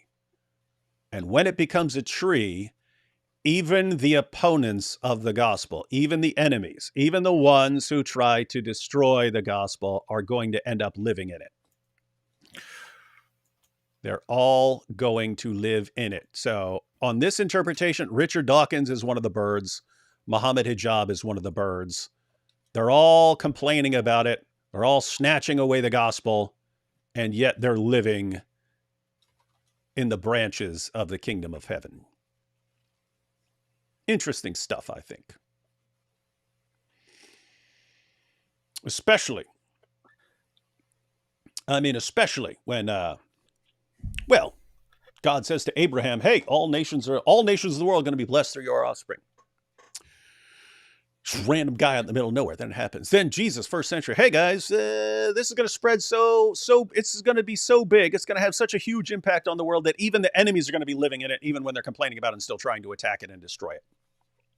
It seems like a perfect summary of what Richard Dawkins is experiencing right now. I'm attacking it, and yet I am still living in it, and I prefer living in this tree. I don't want to go to some other, I like this tree. Interesting stuff. In your face, AP. I must say that was very impressive. Yeah, it was cool. I actually heard that the guy brought a book in. This was when I was at Stanton Correctional Center. So I was there for I think a little over 3 years of my prison sentence. I was in a couple different places, but I was in Stanton, and there was this guy. He was like in his mid 80s, but he was like an important Bible scholar earlier in his life. I don't even remember his name to look him up, but he'd written like tons of books and so on. He taught at seminaries all over. He taught around the world, and then he was just all super old. And all he would do is go just have Bible studies with inmates in prison. I thought, wow, that's cool. This is a cool guy. But he was the one breaking down these view of the parables, and he was connecting all of them. And he had a book, which is where he learned it. But he's drawing all of these connections between parables, and you could treat all of these parables as like standalone stories with their own meanings, and you always get something out of it. When he would say, but this symbol must mean this because of this over here, and connect it, all of a sudden it would become something else, and usually something more interesting, and would very frequently come across as like a prophecy. It would start sounding like a prophecy of things that were going to happen thousands of years in the future. Anyway, it was really interesting stuff. Thought it was fascinating. That is very good stuff. The only thing that is on my mind at the moment is that I personally wouldn't think of myself as fitting into the bird description or bird category. You are a bird. So what am I? You're a bird. You're bird living in there too, trying to destroy the gospel. I'm not. Isn't that interesting though? Like they're going to hate it, but they're still going to be living in it. I don't know. I think that's funny. That is an interesting idea. Yeah.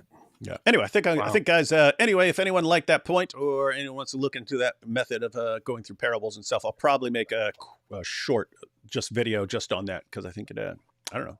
I think it's cool. That is very nice. That is good. All right. A couple more super chats and then we'll be out, ladies and gentlemen. What do you think about, oh wait, we already read that. Mr. K says, what are you laughing at? Darren Pass said you're a turkey. So. Yeah. He can't even get into the tree. Okay. I was walking through the Bronx one day, and it was like early November. I'm walking through the Bronx. I'm walking along the side of a park in the Bronx, and there's this turkey sitting there. I was like, what the heck are you doing in the middle of the Bronx, dumb turkey? I've always wondered to this day, like, did some turkey just end up there, or was someone about to, slaughter the turkey and they actually like the fresh turkey and they brought it and he escaped or something like that? I don't know. Maybe somebody just took that turkey as a pet and then decided, yeah, you know what, this is actually a very dumb idea. Not a lot of pet turkeys in the. Oh yeah, that's true. They could just, this was a dumb idea. Yeah. I made the mistake of watching some of the young Burke's coverage of the Iranian missile attacks. At no point was there any blame put on Iran. I guess he means the young Turks there. Yeah. What do you think? Would the young Turks blame Iran? I have very harsh words for the young Turks. So you love them, but you're one. You're one of them. Yeah, totally. Would love to see a friendly debate between you two on if there is a God or not. Love you guys both and keep exposing us. If we had a debate on whether there's a God, it would not be friendly. Yeah. It would be like mortal enemies to the death debate on existence of God. Plus you would be crying afterwards, so I don't know.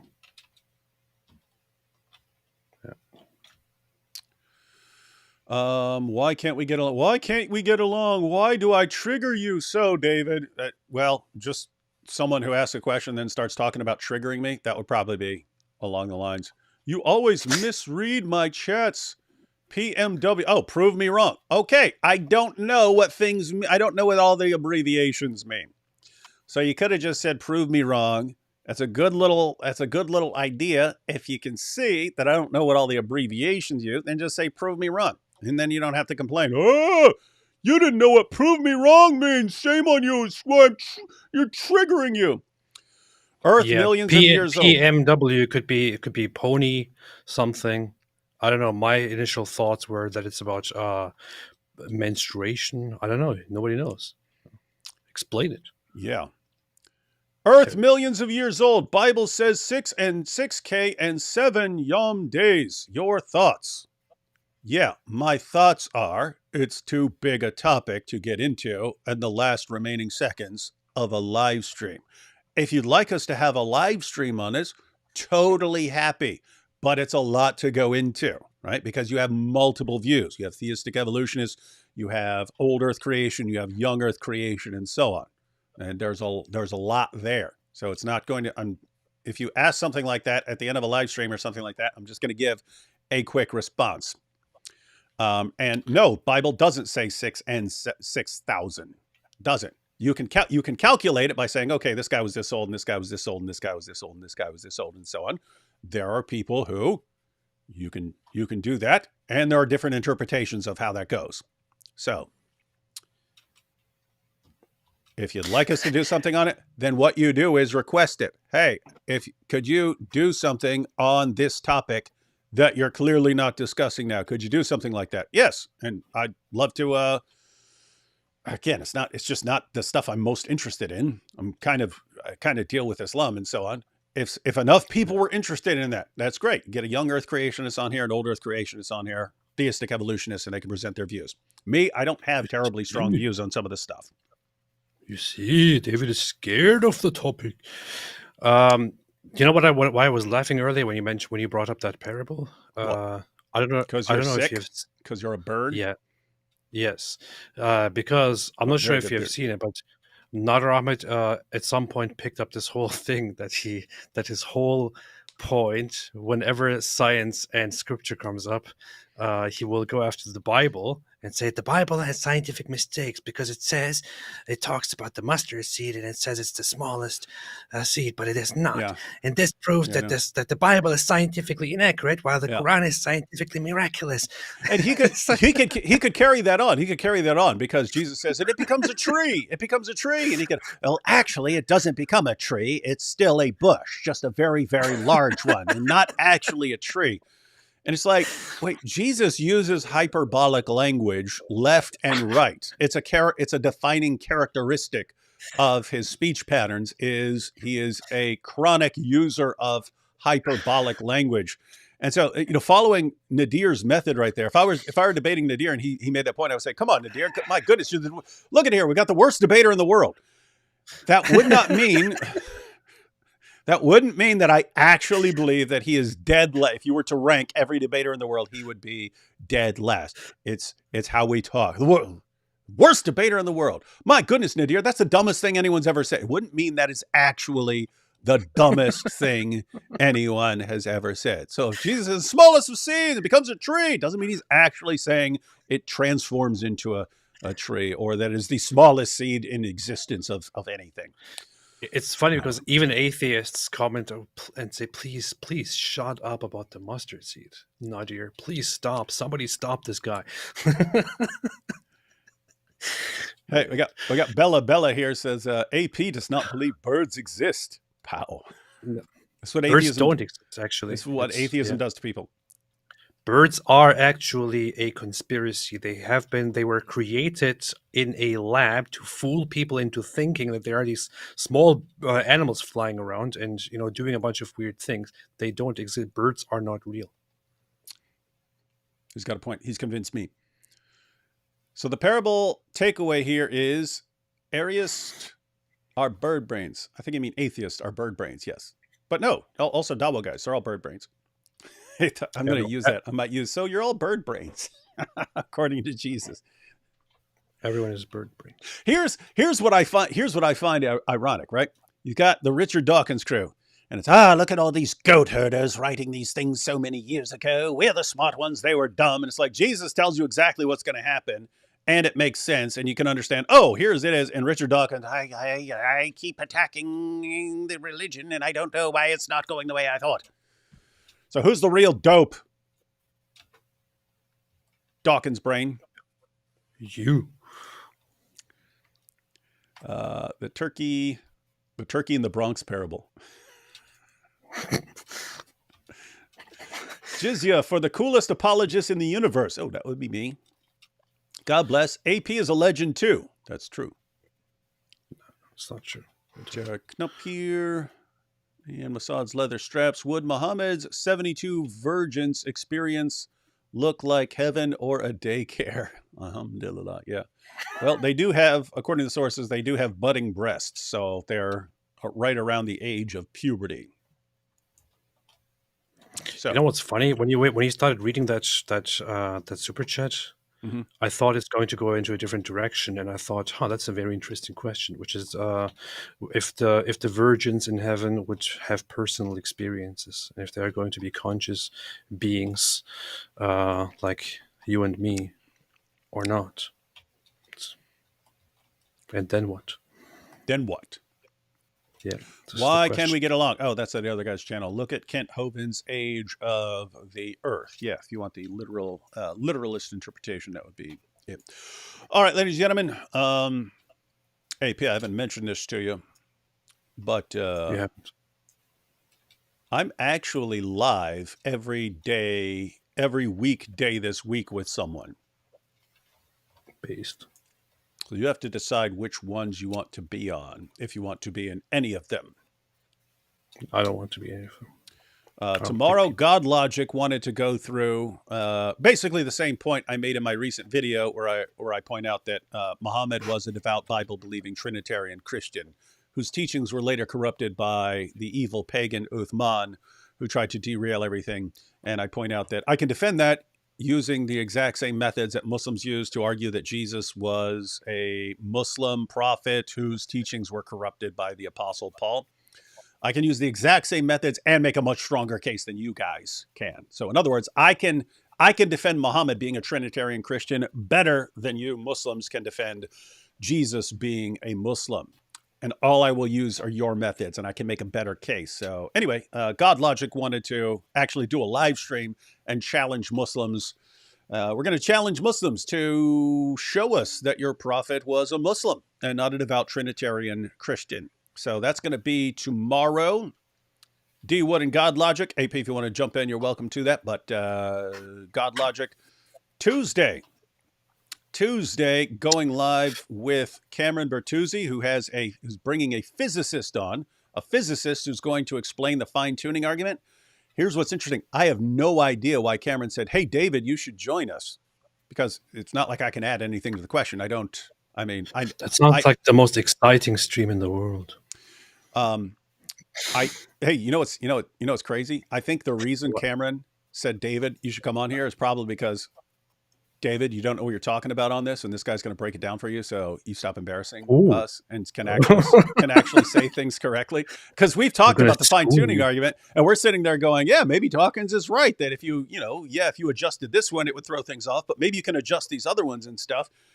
And I think it's like, no, actually, Dawkins' response doesn't work, and so David, you actually need to pay attention. Anyway, AP, if you wanted to jump in that, I could see. I can think of nothing more enjoyable than a live stream about the fine tuning argument. It sounds like the most exciting thing to do in the Yeah, so world. it's going to be a physicist breaking things down and telling me how I don't know what I'm talking about, and I should probably keep my mouth shut or let other It's people like do the talking. if you want to hear what is the most exciting thing, objectively speaking, in the world that humans could enjoy, it would be a live stream about the fine tuning argument. Definitely.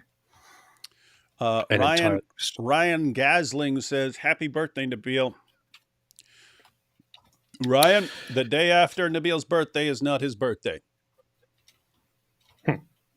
The day There's also after. the issue, like you said, you asked if I want to be on one of those live streams, but then there is the thing. It is an interesting idea to consider, but do I really? If I have to choose between going on a Christian live show or watching a fish tank for 24 hours, I don't know. It's a difficult choice. I would choose the fish tank. So there's that. I think Robert's finally back. He's been traveling a bunch. I think he's back this week. I think I saw him say that we'll be back this week for This Week in Jihad on Wednesday. Thursday, I'm with God Logic again, since someone finally got in a discussion with Ali Dawa. I haven't seen Ali Dawa in actually a serious discussion with someone who's critical of his position since that was years ago. That was not a serious discussion. And that was not serious at all. But he had, I think, like a 40-some minute discussion with God Logic. I haven't looked at it yet, but we're actually going to go through some of it and see how Ali Dawa is responding to various things. So that'll be on Thursday. AP, if you're interested in making fun of Ali Dawa, there's that. And then I think I'm on L's channel on Friday. That's L, ISO, Elohim. And I forget, it was something making fun of Muhammad. I forget what it was, like the semen stains or something like that. But we're going to go through some of that. Anyway, AP, if you want to jump into any of that stuff, let me know. And Possibly. other than that, ladies and gentlemen, should be back tomorrow night with God Logic to challenge all Muslims to prove us wrong when we say Muhammad was a devout Trinitarian Christian and a powerful preacher of the true gospel whose teachings were corrupted by a pagan named Uthman. Should be fun. And on my part, at the exact same time, I will be going live as well on my channel, where I will be watching a fish tank. That'd be funny. on Twitch. That'll be on Twitch. Yes. Oh, hang on. Before we cut out, there were a couple more super chats here. Last second. AP's theory on birds proves the Bible is corrupted. Aha. That's true. Yes.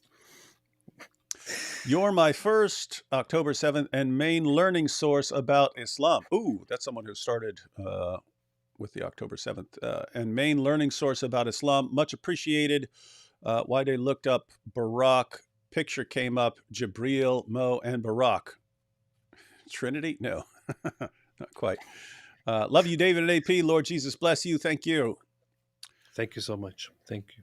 And guys, please check out Nigerian Perspective with J. Frank. You mean with Frank? Let me just check out this. No, that was a different one. Someone recommended, it might be the same account, recommending Nigerian Perspective. Just want to keep reading the same super chat. That's a different super chat. Mine are organized. Nigerian Perspective. Find a different super chat. You Frank. keep reading the same thing over and over again. A Nigerian Perspective with Frank Stephen. Oh, actually gets he gets a lot of views. 50,000 on Ramadan. Oh, 172,000. How Islam treats women? Yeah. Huh. Yeah, he's getting some serious views over there. Okay, yeah. Might be worth checking out, everyone. Nigerian Perspective with Frank Steven. Check that out. Inshallah. And let's see. AP, watch a live stream of Allah's finest creation. Fish. Yes. Hey, look, you need to check out Camel Urine Nasheed. What it's spelled. What? Camel Urine Nasheed. The best Nasheed. It was the perfect Nasheed. All right, ladies and gentlemen, well, we saw Dawkins, we saw our good friend Muhammad Ajab, we watched some of IP's video, and what we conclude is the same as always. We just can't follow Muhammad no matter what. Ain't gonna follow no child molester, sex offender, prophet pretender. Ain't gonna follow no child molester. Islam's not for me. Islam's not for me. Islam's not for me. Bring it home, goat.